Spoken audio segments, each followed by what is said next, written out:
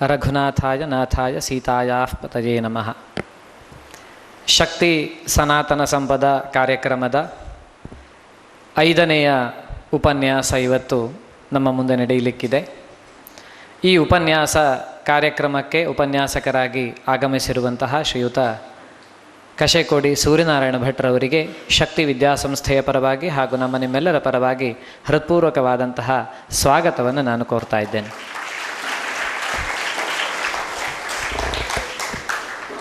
ಇವರು ಅನೇಕ ಕಡೆಗಳಲ್ಲಿ ಧಾರ್ಮಿಕ ಪ್ರವಚನಗಳನ್ನು ಕೊಡ್ತಾ ಇದ್ದಂಥವರು. ಇವತ್ತು ಕೂಡ ಅನೇಕ ಕಡೆಗಳಲ್ಲಿ ಧಾರ್ಮಿಕ ಪ್ರವಚನ ನಡೆಸಿಕೊಡುವಂಥವರು. ರಾಮಾಯಣ, ಮಹಾಭಾರತ, ಭಾಗವತ ಮುಂತಾದಂತಹ ಶ್ರೇಷ್ಠ ಗ್ರಂಥಗಳ ವಿಷಯಕವಾಗಿ ಅನೇಕ ಕಡೆಗಳಲ್ಲಿ ವಿಶೇಷವಾದ ಉಪನ್ಯಾಸಗಳನ್ನು ಕೂಡ ಮಾಡಿದಂಥವರು.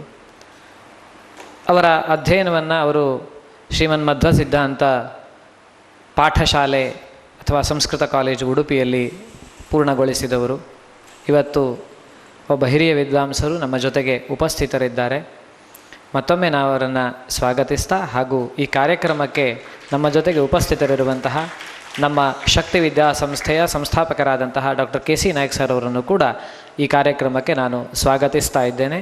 ಹಾಗೂ ನಿಮ್ಮೆಲ್ಲರನ್ನ ಸ್ವಾಗತಿಸ್ತಾ ಇದೀಗ ನಾನು ವೇದಿಕೆಯನ್ನು ಅವರಿಗಾಗಿ ತೆರವು ಮಾಡಿಕೊಳ್ತಾ ಇದ್ದೇನೆ. ಹರಿ ಓಂ. ಅತಃ ಪೂರ್ಣಂ ಜಗತ್ ಪ್ರಾಣಾನ್ ಸಂಸ್ಕೃತಂ ಸಂಸ್ಕೃತಿಂ ಗುರುಂ ಕೃಷಿಕಂ ಸೈನಿಕಂ ಗಾಂಚ ಒಂದೇ ಭಾರತ ಮಾತರಂ. ಎಲ್ಲರಿಗೂ ವಂದನೆಗಳು. ರಾಮರಾಜ್ಯ ಹೇಗಿರಬೇಕು ಅಥವಾ ಹೇಗಿತ್ತು? ನಮ್ಮ ಹಿರಿಯವರು ನೂರಾರು ಸಾವಿರಾರು ವರ್ಷಗಳಿಂದ ಕಂಡಂತಹ ಕನಸು ನಮ್ಮ ದೇಶ ರಾಮರಾಜ್ಯ ಆಗಬೇಕು ಅಂತ. ರಾಮರಾಜ್ಯದ ಬಗ್ಗೆ ನಾವು ಏನು ಅಂತ ತಿಳ್ಕೊಳ್ಳಿಕ್ಕೆ ಮೊದಲು ಆ ಎರಡಕ್ಷರದ ರಾಮ ಏನು ಇದನ್ನು ಯೋಚನೆ ಮಾಡಬೇಕಾದ ಅನಿವಾರ್ಯತೆ ಇದೆ. ಇವತ್ತಿನಿಂದ ಸಾಮಾನ್ಯ ಒಂದು 5200 ವರ್ಷಗಳ ಹಿಂದೆ ಇರ್ಬೋದು. ಮಹಾಭಾರತದ ಯುದ್ಧದ ಕಾಲ. ಯುದ್ಧ ಮುಗ್ದಿದೆ. ಇಡೀ ಅಖಂಡ ಭರತ ವರ್ಷದ ಪೂರ್ತಿ ಜವಾಬ್ದಾರಿ ಪಾಂಡವರ ಕೈಗೆ ಬಂದಿದೆ. ಧರ್ಮರಾಯ ಯುಧಿಷ್ಠಿರ ಕುರು ಸಿಂಹಾಸನದಲ್ಲಿ ಕೂತು ಇಡೀ ಭಾರತ ದೇಶವನ್ನು ಆಳ್ತಾ ಇದ್ದಾನೆ. ಅಖಂಡ ಭಾರತ. ಈಗಿನ ಅಫ್ಘಾನಿಸ್ತಾನ, ಪಾಕಿಸ್ತಾನ ಎಲ್ಲವೂ ಸೇರಿ ಅದು ಆಗಿನ ಭಾರತ. ಸಾಮಾನ್ಯ ರಾಜ್ಯಭಾರ ಮಾಡಲಿಕ್ಕೆ ಆರಂಭ ಆಗಿ 1 ತಿಂಗಳು ಮೊತ್ತ ಆಗಲಿಲ್ಲ. ಅದರ ಒಳಗಡೆ ಒಂದು ದಿನ ಕೃಷ್ಣ ಸಭಾಪ್ರವೇಶ ಮಾಡ್ತಾನೆ. ಕೃಷ್ಣನನ್ನು ನೋಡಿದಾಗ ಪಾಂಡವರಿಗೆ ಆಶ್ಚರ್ಯ ಅಂತ ಅನ್ನಿಸ್ತದೆ, ಧರ್ಮರಾಯನಿಗೆ ಸಹ. ಎದ್ದು ಹೋಗಿ ಕೃಷ್ಣನ ಹತ್ರ ಕೇಳ್ತಾನೆ, ಕಿಂ ತವ ವದನಂ ಲಾನಂ. ಮುಖ ಬಾಡಿದೆ ಕೃಷ್ಣನಿಂದು, ಯಾಕೆ, ಏನಾಯಿತು? ಯಾವ ಯುದ್ಧದ ಸಂದರ್ಭದಲ್ಲಿ, ಏನೇನು ಕಷ್ಟದ ಸಂದರ್ಭದಲ್ಲಿ ನಾವೆಲ್ಲ ದುಃಖ ಪಡ್ತಾ ಇರುವಾಗ, ತಲೆಬಿಸಿ ಮಾಡ್ತಾ ಇರುವಂಥ ದಿನಗಳಲ್ಲಿ ನೀನು ಆರಾಮದಲ್ಲಿ ನಗನಗ್ತಾ ಇರ್ತಿದ್ದಿ, ಇವತ್ತು ಯಾಕೆ ನಿನ್ನ ಮುಖ ಬಾಡಿದೆ ಅಂತ ಧರ್ಮರಾಯ ಕೃಷ್ಣನ ಹತ್ರ ಕೇಳ್ತಾನೆ. ಆಗ ಕೃಷ್ಣ ಧರ್ಮರಾಯನಿಗೆ ಹೇಳಲಿಕ್ಕಿದೆ, ಈ ಏನು ಬೇಜವಾಬ್ದಾರಿ ಮನುಷ್ಯರು ನೀವೆಲ್ಲ. ಸಿಂಹಾಸನದಲ್ಲಿ ಕೂತಿದ್ದೇನೆ, ನಾನು ಮಹಾರಾಜ, ಇಡೀ ದೇಶವನ್ನು ಆಳ್ತೇನೆ ಅಂತ ಹೊರಟಿದ್ದೀರಲ್ಲ, ನಿಮಗೆ ಏನು ಗೊತ್ತಿದೆ ದೇಶ ಆಳಬೇಕಂತಾದರೆ? ರಾಜ್ಯಶಾಸ್ತ್ರ ಏನು ಅಂತ ಸರಿಯಾಗಿ ತಿಳ್ಕೊಳ್ಳೋದವ ದೇಶವನ್ನು ಮುನ್ನಡೆಸಲಿಕ್ಕಾಗ್ತದ? ಅರ್ಥಶಾಸ್ತ್ರ ಏನು ಅಂತ ತಿಳ್ಕೊಳ್ಳೋದವ, ಸರಿಯಾದ ಅಧ್ಯಯನ ಮಾಡದವ, ಜನರಿಂದ ಸಂಗ್ರಹ ಮಾಡಿದಂತಹ ಕರ ತೆರಿಗೆಯನ್ನು, ಟ್ಯಾಕ್ಸನ್ನು ಹೇಗೆ ಕಲೆಕ್ಟ್ ಮಾಡಬೇಕು, ಆ ಕಲೆಕ್ಟ್ ಮಾಡಿದ ಟ್ಯಾಕ್ಸನ್ನು ಮತ್ತೆ ಸಮಾಜಕ್ಕೋಸ್ಕರ ವಿನಿಯೋಗ ಹೇಗೆ ಮಾಡಬೇಕು ಅನ್ನೋದ್ರ ಬಗ್ಗೆ ಅರ್ಥಶಾಸ್ತ್ರದ ಸರಿಯಾದ ಮಾಹಿತಿ ಇರಬೇಕು ಅವನಿಗೆ. ಯಾರೋ ಏನೋ ರಾಜ್ಯದಲ್ಲಿ, ದೇಶದಲ್ಲಿ ತಪ್ಪು ಮಾಡಿದ್ರು ಅಂತಾದಾಗ ಅವರಿಗೆ ಶಿಕ್ಷೆ ಯಾವ ಪ್ರಮಾಣದಲ್ಲಿ ಕೊಡಬೇಕು, ಅವ ಇನ್ನೊಮ್ಮೆ ಶಿಕ್ಷೆ ಮಾಡದ ಹಾಗೆ, ತಪ್ಪು ಮಾಡದ ಹಾಗೆ ಆಗಬೇಕು ಅಂತಾದರೆ ಅವನಿಗೆ ಶಿಕ್ಷೆ ಯಾವ ರೀತಿದ್ದು ಕೊಡಬೇಕು, ಇದನ್ನೆಲ್ಲ ಗೊತ್ತಬೇಕು ಅಂತಾದರೆ ನ್ಯಾಯಶಾಸ್ತ್ರ ಗೊತ್ತಬೇಕು ಅವನಿಗೆ. ಧರ್ಮೇಣ ಧಾರ್ಯತೆ ಮಹಿ. ಈ ಭೂಮಿ ಧರ್ಮದಿಂದಾಗಿ ಉಳಿದಿರುವುದು, ಎಲ್ಲ ಚರಾಚರ ಜಗತ್ತು. ಧರ್ಮಶಾಸ್ತ್ರ ಏನು ಅಂತ ತಿಳ್ಕೊಳ್ಳದೆ ರಾಜ್ಯಭಾರ ಮಾಡಲಿಕ್ಕಾಗ್ತದ? ಅರ್ಥಶಾಸ್ತ್ರ, ಧರ್ಮಶಾಸ್ತ್ರ, ನ್ಯಾಯಶಾಸ್ತ್ರ, ರಾಜ್ಯಶಾಸ್ತ್ರ ಇದೆಲ್ಲದರ ಸರಿಯಾದ ಮಾಹಿತಿ ಇಲ್ಲದೆ ನೀನು ಸಿಂಹಾಸನದಲ್ಲಿ ಕೂತರೆ ದೇಶವನ್ನು ನಡೆಸಲಿಕ್ಕೆ ಆಗೋದಿಲ್ಲಪ್ಪ ನಿಮಗೆ. ಧರ್ಮರಾಯ ಹೇಳ್ತಾನೆ, ನನಗೆ ಹೇಳಿಕೊಡು ಕೃಷ್ಣ, ಅದೆಲ್ಲವನ್ನು ನನಗೆ ಹೇಳು, ನೀನು ಹೇಳಿದ್ದನ್ನು ಕೇಳಿ ನಾನು ದೇಶವನ್ನು ನಡೆಸ್ತೇನೆ. ಕೃಷ್ಣ ಹೇಳ್ತಾನೆ, ನಾನು ಹೇಳಬೇಕಾದ್ದಲ್ಲ, ಇಡೀ ಜಗತ್ತಿನಲ್ಲಿ ಈ ಎಲ್ಲ ಶಾಸ್ತ್ರಗಳ ಸರಿಯಾದಂತಹ ಅಧ್ಯಯನ ಮಾಡಿ ಇದಮಿತ್ತಮ್ ಅಂತ ಹೇಳಲಿಕ್ಕೆ ಸಾಮರ್ಥ್ಯ ಇರುವಂತಹ ಒಬ್ಬ ವಿದ್ವಾಂಸ ಇದ್ದರೆ ಅದು ನಿಮ್ಮ ಅಜ್ಜ ಭೀಷ್ಮಾಚಾರ್ಯರು. ರಣರಂಗದಲ್ಲಿ ಯುದ್ಧ ಆಗುವಂಥ ಸಂದರ್ಭದಲ್ಲಿ ಎದುರು ಭೀಷ್ಮಾಚಾರ್ಯರು ಬಂದಾಗ ಇವರನ್ನು ಸೋಲಿಸ್ಲಿಕ್ಕಾಗೋದಿಲ್ಲ ಅಂತ ಎಲ್ರಿಗೂ ಗೊತ್ತಿದೆ. ಅನಿವಾರ್ಯವಾಗಿ ಯಾವುದೋ ಅಂಬೆಯ ಶಾಪದ ಕಾರಣಕ್ಕೆ ಅಲ್ಲಿ ರಣರಂಗದಲ್ಲಿ ಆತ ಶಸ್ತ್ರವನ್ನು ಬಿಟ್ಟು ಬಿಡುವ ಹಾಗೆ ಒಬ್ಬ ಶಿಖಂಡಿಯನ್ನು ತಂದು ಎದುರು ನಿಲ್ಲಿಸಿ ಯುದ್ಧವನ್ನು ಮುಗಿಸುವಂತಹ ತಂತ್ರವನ್ನು ಮಾಡಿದರು. ಭೀಷ್ಮಾಚಾರ್ಯರನ್ನು ಇದೇ ಅರ್ಜುನ ಬಾಣಗಳಿಂದ ಘಾಸಿಗೊಳಿಸಿ ಹೊಡೆದಾಕಿದ, ಕೊಲ್ಲಿಕ್ಕಾಗಲಿಲ್ಲ. ಕೊಲ್ಲಿಕ್ಕೆ ಅಂದರೆ ಭೀಷ್ಮಾಚಾರ್ಯರು ಕೌರವರ ಪಕ್ಷದಿಂದ ಯುದ್ಧಕ್ಕೆ ಬಂದಿದ್ದರು ಸೇನಾಧಿಪತ್ಯವನ್ನು ವಹಿಸಿಕೊಂಡು. ಭೀಷ್ಮಾಚಾರ್ಯರನ್ನು ಸೋಲಿಸದೇ ಇದ್ದರೆ ಭೀಷ್ಮನನ್ನು ಪಾಂಡವರಿಗೆ ಗೆಲ್ಲಿಕ್ಕಾಗುವುದಿಲ್ಲ. ಭೀಷ್ಮನತ್ತ ಅಂತಹ ಸಾಮರ್ಥ್ಯ ಇತ್ತು, ಅವರ ಎದುರಿಗೆ ಹೋರಾಟ ಮಾಡಲಿಕ್ಕೆ ಯಾರಿಗೂ ಸಾಧ್ಯ ಇಲ್ಲ. ಅದು ಪಾಂಡವರಿಗಲ್ಲ, ಇಡೀ ದೇಶವಾಸಿಗಳಿಗೆ ಎಲ್ಲರಿಗೂ ಗೊತ್ತಿತ್ತು. ಹಿಂದಿನ ಒಂದು ಘಟನೆಯಲ್ಲಿ ಕೃಷ್ಣನಿಗೆ ಅಗ್ರಪೂಜೆ ಮಾಡುವುದು ಅಂತ ಸಭೆಯಲ್ಲಿ ತೀರ್ಮಾನ ಮಾಡಿರ್ತಾರೆ. ಬರೀ ಭಾರತದವರಲ್ಲ, ಪ್ರಪಂಚದ ಎಲ್ಲ ದೇಶದಿಂದ ಘಟಾನುಘಟಿಗಳೆಲ್ಲ ರಾಜ ಮಹಾರಾಜರು ಬಂದು ಸೇರಿರುವಂಥ ಸಭೆಯಲ್ಲಿ ಕೃಷ್ಣನಿಗೆ ಅಗ್ರಪೂಜೆ ಮಾಡುವುದು ಅಂತ ತೀರ್ಮಾನ ಆಗಿರ್ತದೆ. ಸಭೆಯಲ್ಲಿದ್ದವರು ಅನೇಕ ಜನ ಅಲ್ಲಿ ಘೋಷಣೆ ಆದ ತಕ್ಷಣ ಎದ್ದು ನಿಲ್ತಾರೆ, ಕೃಷ್ಣನಿಗೆ ಅಗ್ರಪೂಜೆ ಮಾಡುವ ಹಾಗಿಲ್ಲ.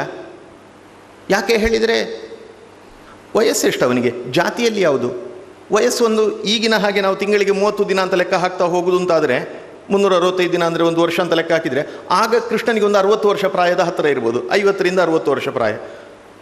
ನಮ್ಮ ಲೆಕ್ಕದಲ್ಲಿ ಮುದುಕ ಅಂತ, ಅವ ಯುವಕ ನಿಜವಾಗ್ಲು. ಯಾಕೆ ಕೇಳಿದರೆ ಸಭೆಯಲ್ಲಿದ್ದರಲ್ಲ ಭೀಷ್ಮಾಚಾರ್ಯರು, ದ್ರೋಣಾಚಾರ್ಯರು, ಕೃಪಾಚಾರ್ಯರೆಲ್ಲ, ಇವರೆಲ್ಲ 800ರಿಂದ 1200 ವರ್ಷ ಪ್ರಾಯದವರು. ಅಂಥವರ ಎದುರಲ್ಲಿ ಈ 50-60 ವರ್ಷದ ಹುಡುಗನಿಗೆ ಅಗ್ರ ಸ್ಥಾನ ಕೊಡುವುದು ಅಂತ ಆದರೆ ಸಹಿಸಿಕೊಳ್ಳಿಕ್ಕಾಗಿಲ್ಲ. ಸಭೆಯಿಂದ ಎದ್ದು ನಿಂತರು ಎಲ್ಲರೂ. ಪಕ್ಕದಲ್ಲಿದ್ದಂತಹ ಭೀಷ್ಮಾಚಾರ್ಯರು ಎದ್ದು ನಿಂತು ಹೇಳ್ತಾರೆ, ಅವತ್ತಿನ ದಿನ ಈ ಕುರುಸಿಂಹಾಸನದ ರಕ್ಷಣೆಗೆ ಅಂತ ನಾನಿರುವವ, ಇಲ್ಲಿಯ ತೀರ್ಮಾನ ಏನಿದೆಯೋ ಅದನ್ನು ಇಂಪ್ಲಿಮೆಂಟ್ ಮಾಡುವ ಜವಾಬ್ದಾರಿ ನನ್ನ ಮೇಲೆ ಇರುವಂಥದ್ದು. ಕೃಷ್ಣನಿಗೆ ಅಗ್ರಪೂಜೆ ಮಾಡುವಂಥದ್ದು. ಯಾರಾದರೂ ವಿರೋಧಿಸ್ತೀರಿ ಅಂತಾದರೆ ನನ್ನ ಜೊತೆ ಹೋರಾಡಬೇಕಾಗ್ತದೆ, ನೆನಪಿಟ್ಟುಕೊಳ್ಳಿ ಅಂತ. ಯಾವಾಗ ಭೀಷ್ಮಾಚಾರ್ಯರು ನನ್ನ ಜೊತೆ ಹೋರಾಡಬೇಕು ಅಂತ ಶಬ್ದ ಹೇಳಿದ್ರೆ ಆ ಇಡೀ ಪ್ರಪಂಚದಿಂದ ಬಂದ ಘಟಾನುಘಟಿಗಳು ಎಲ್ಲ ಸುಮ್ಮನೆ ಕೂತು ಬಿಡ್ತಾರೆ. ಯಾಕೆ ಗೊತ್ತಾ, ಆಗಲೇ ಹಣ್ಣು ಮುದುಕ, ಗಡ್ಡ ಹಣ್ಣಾಗಿತ್ತಾಗೆಲ್ಲ. ಇಡೀ ಜಗತ್ತಿಗೆ ಗೊತ್ತಿತ್ತು ಈ ಮನುಷ್ಯ ಏನು ಅಂತ. ಭೀಷ್ಮಾಚಾರ್ಯರು ಅವರ ಎದುರು ನಿಲ್ಲಿಕ್ಕೆ ಯಾರಿಗೂ ಸಾಧ್ಯ ಇಲ್ಲ, ಅಂತಹ ಪರಾಕ್ರಮಿ. ಆದರೆ ಈ ಸಂದರ್ಭದಲ್ಲಿ ಆಗ ಭೀಷ್ಮಾಚಾರ್ಯರು ಹೇಳಿದ್ದೇ ನಡೀತು ಅಂದರೆ ಭೀಷ್ಮಾಚಾರ್ಯರಷ್ಟು ಸಾಮರ್ಥ್ಯವಂತರು ಇಲ್ಲ ಅಂತ ಅರ್ಥ. ರಣರಂಗದಲ್ಲಿ ಭೀಷ್ಮಾಚಾರ್ಯರು ಎದುರಿದ್ರೆ ಗೆಲ್ಲಿಕ್ಕಾಗೋದಿಲ್ಲ ಅಂತ ಗೊತ್ತಿದೆ, ಅದಕ್ಕೆ ಶಿಖಂಡಿಯ ಕಾರಣವನ್ನು ಇಟ್ಟುಕೊಂಡು ಅವರನ್ನು ಹೊಡೆದು ಹಾಕುವ ಪ್ರಯತ್ನ ಮಾಡಿದರು. ಆದರೆ ಭೀಷ್ಮಾಚಾರ್ಯರು ಸಾಯಲಿಲ್ಲ, ಬದುಕಿದ್ರು. ಸಾಯಬೇಕು ಅಂತಾದರೆ ಅವರಿಗೊಂದು ವರ ಇತ್ತು, ಇಚ್ಛಾಮರಣಿಯವರು, ಬೇಕಾದಾಗ ಸಾಯ್ಬೋದು ಅವರಿಗೆ ಮನಸ್ಸು ಬಂದಾಗ. ಇನ್ನೊಬ್ಬ ಅವರನ್ನು ಕೊಲ್ಲಿಕ್ಕಾಗೋದಿಲ್ಲ, ಅವರಿಗೆ ವರ ಅದು. ದಕ್ಷಿಣಾಯನ, ಈಗ ದಕ್ಷಿಣಾಯನದಲ್ಲಿ ಸತ್ತರೆ ಮೋಕ್ಷ ಸಿಗುವುದಿಲ್ಲ, ಉತ್ತರಾಯಣ ಬಂದ ನಂತರ ನಾನು ಸಾಯ್ತೇನೆ ಅಂತ ಹೇಳಿ ಭೀಷ್ಮಾಚಾರ್ಯರು ಅಲ್ಲೇ ಉಳ್ಕೊಂಡಿದ್ದಾರೆ. ಇನ್ನೊಂದು 2 ತಿಂಗಳುಗಳು ಬಾಕಿ ಇದೆ. ಅಂದರೆ ಈಗಿನ ಲೆಕ್ಕ ಹಾಕಿದರೆ ಒಂದು ಅಕ್ಟೋಬರ್ ನವಂಬರ್ ತಿಂಗಳಲ್ಲಿ ಇರ್ಬೋದು. ಜನವರಿ ತಿಂಗಳು ಬಂತು ಅಂತಾದರೆ ಉತ್ತರಾಯಣ ಆರಂಭ ಆಗ್ತದೆ. ಭೀಷ್ಮಾಚಾರ್ಯರು ಈ ಲೋಕವನ್ನು ಬಿಟ್ಟು ಹೋಗ್ತಾರೆ. ಅಷ್ಟು ಮಾತ್ರ ಸಮಯ ಉಳಿದದ್ದು. ರಣರಂಗದಲ್ಲಿ ಇವರನ್ನು ಬಿಟ್ಟು ಹೋಗುವುದೇಗೆ, ಅದಕ್ಕೋಸ್ಕರ ಅರ್ಜುನ ಬಾಣ ಪ್ರಯೋಗ ಮಾಡಿ ಶರಮಂಚವನ್ನು, ಬಾಣದಿಂದಲೇ ಮಂಚವನ್ನು ತಯಾರು ಮಾಡಿ ಅದರ ಮೇಲೆ ಮಲಗಿಸಿ ಅವರಿಗೆ ಕುಡಿಲಿಕ್ಕೆ ನೀರು ಬೇಕು ಅಂತಾದರೆ ಭೂಮಿಗೆ ಬಾಣವನ್ನು ಹೊಡೆದು ಅಲ್ಲಿಂದ ನೀರು ಚಿಮ್ಮುವ ಹಾಗೆ ಅವರ ಬಾಯಿಗೆ ಬೀಳುವ ಹಾಗೆಲ್ಲ ವ್ಯವಸ್ಥೆ ಮಾಡಿಕೊಟ್ಟದವ. ಅಲ್ಲೇ ಇದ್ರು ಅವರು. ಕೃಷ್ಣ ಹೇಳ್ತಾನೆ, ಇನ್ನು 1 ತಿಂಗಳು 2 ತಿಂಗಳು ಕಳೆದ್ರೆ ಭೀಷ್ಮಾಚಾರ್ಯರು ಕಳೆದೋಗ್ತಾರೆ, ಸತ್ತೋಗ್ತಾರೆ, ಮತ್ತು ಈ ಜ್ಞಾನ ಜಗತ್ತಲ್ಲಿ ಯಾರ ಹತ್ರವೂ ಇಲ್ಲ. ಇದನ್ನೆಲ್ಲ ಕಲಿಬೇಕು ಅಂತಾದರೆ ನಿಮ್ಮ ಅಜ್ಜನ ಹತ್ರವೇ ಹೋಗಬೇಕು, ಬೇರೆ ದಾರಿ ಇಲ್ಲ ಅಂತ ಹೇಳ್ತಾನೆ. ಒಲ್ಲದ ಮನಸ್ಸಿನಿಂದ ಅಜ್ಜನಿಗೆ ಮುಖ ತೋರಿಸುವುದು ಹೇಗೆ, ನಾವೇ ಅವರನ್ನು ಬಾಣ ಬಿಟ್ಟು ಈ ರೀತಿ ಮಲಗಿಸಿದ್ದು, ಅವರಿಗೆ ಮತ್ತೆ ಮುಖ ತೋರಿಸುವುದು ಹೇಗೆ ಅಂತ ಸ್ವಲ್ಪ ಪಾಂಡವರು ಹಿಂದೆ ಮುಂದೆ ನೋಡಿದಾಗ ನಾನಿದ್ದೇನೆ ಬನ್ನಿ ಅಂತ ಕೃಷ್ಣ ಕರ್ಕೊಂಡು ಹೋಗ್ತಾನೆ. ರಣರಂಗದಲ್ಲಿ ಭೀಷ್ಮಾಚಾರ್ಯರ ಎದುರು ಮಂಡಿ ಊರಿ ಕೂತ್ಕೊಳ್ತಾರೆ. ಧರ್ಮರಾಯ ಕೇಳ್ತಾನೆ, ಅಜ್ಜ ನಮಗೆ ರಾಜ್ಯಶಾಸ್ತ್ರ, ಧರ್ಮಶಾಸ್ತ್ರ, ಅರ್ಥಶಾಸ್ತ್ರ ಎಲ್ಲವನ್ನು ನಮಗೆ ಹೇಳಿ ಅಜ್ಜ. ಅವರು ಅವತ್ತಲ್ಲಿ ಪಾಠ ಮಾಡ್ತಾರೆ ಏನು ಅಂತ. ಸಾಮಾನ್ಯ 1 ತಿಂಗಳ ಪಾಠ ಅದು. ಇದೆಲ್ಲವನ್ನು ಏನು ಅಂತ ವಿವರಿಸ್ತಾರೆ. ನಮಗೆ ಶಾಲೆಯಲ್ಲಿ ಮಾಡಿದ ಹಾಗೆ ವರ್ಷಗಟ್ಟಲೆ ಇದೆಲ್ಲ ಪೊಲಿಟಿಕಲ್ ಸೈನ್ಸ್, ಇಕನಾಮಿಕ್ಸ್ ಎಲ್ಲ ವರ್ಷಗಟ್ಟಲೆ ಮಾಡಬೇಕು ಅಂತಿಲ್ಲ. ಅವರಿಗೆ ಒಂದು ಎಷ್ಟು ಬುದ್ಧಿವಂತರು ಅಷ್ಟೇ ಹೇಳಿದರೆ ಸಾಕಾಗ್ತಿತ್ತು ಅವರಿಗೆ. ಅದಷ್ಟನ್ನು ಭೀಷ್ಮಾಚಾರ್ಯರು ಉಪದೇಶ ಮಾಡ್ತಾರೆ. ಇಡೀ ಎಷ್ಟು ಪ್ರಾಧಾನ್ಯತೆ ಇದೆ ಅದಕ್ಕೆ ಅಂತ. ಹಿಂದೂ ಧರ್ಮದಲ್ಲಿ, ನಮ್ಮ ದೇಶದಲ್ಲಿ ಎಲ್ಲ ಧರ್ಮದ ಮೂಲ ಗ್ರಂಥ ಯಾವುದು ಅಂತ ಕೇಳಿದರೆ ಅದು ವೇದಗಳು. ಋಗ್ಯಜು ಸಾಮ ಅಥರ್ವ ಅಂತ 4 ವೇದಗಳು ಅಂತ ಕರಿತೇವೆ. ಆ ವೇದದ ಅರ್ಥವನ್ನೇ ಇಟ್ಟುಕೊಂಡು ಹೇಳಿದಿರುವಂತಹ 18 ಪುರಾಣಗಳು, ಅದನ್ನು ವೇದವ್ಯಾಸರು ಬರೆದಿರುವಂಥದ್ದು ಕಥೆಯ ರೂಪದಲ್ಲಿ. ವೇದದ ಕೊನೆಗೆ ಬರುವಂತಹ ಉಪನಿಷತ್ತು ಅಂತ ಕರಿತೇವೆ, ವೇದಾಂತ, ಬ್ರಹ್ಮಸೂತ್ರ, ಎಷ್ಟು ಗ್ರಂಥಗಳು, ಸಾವಿರಾರು ಗ್ರಂಥಗಳಿವೆ.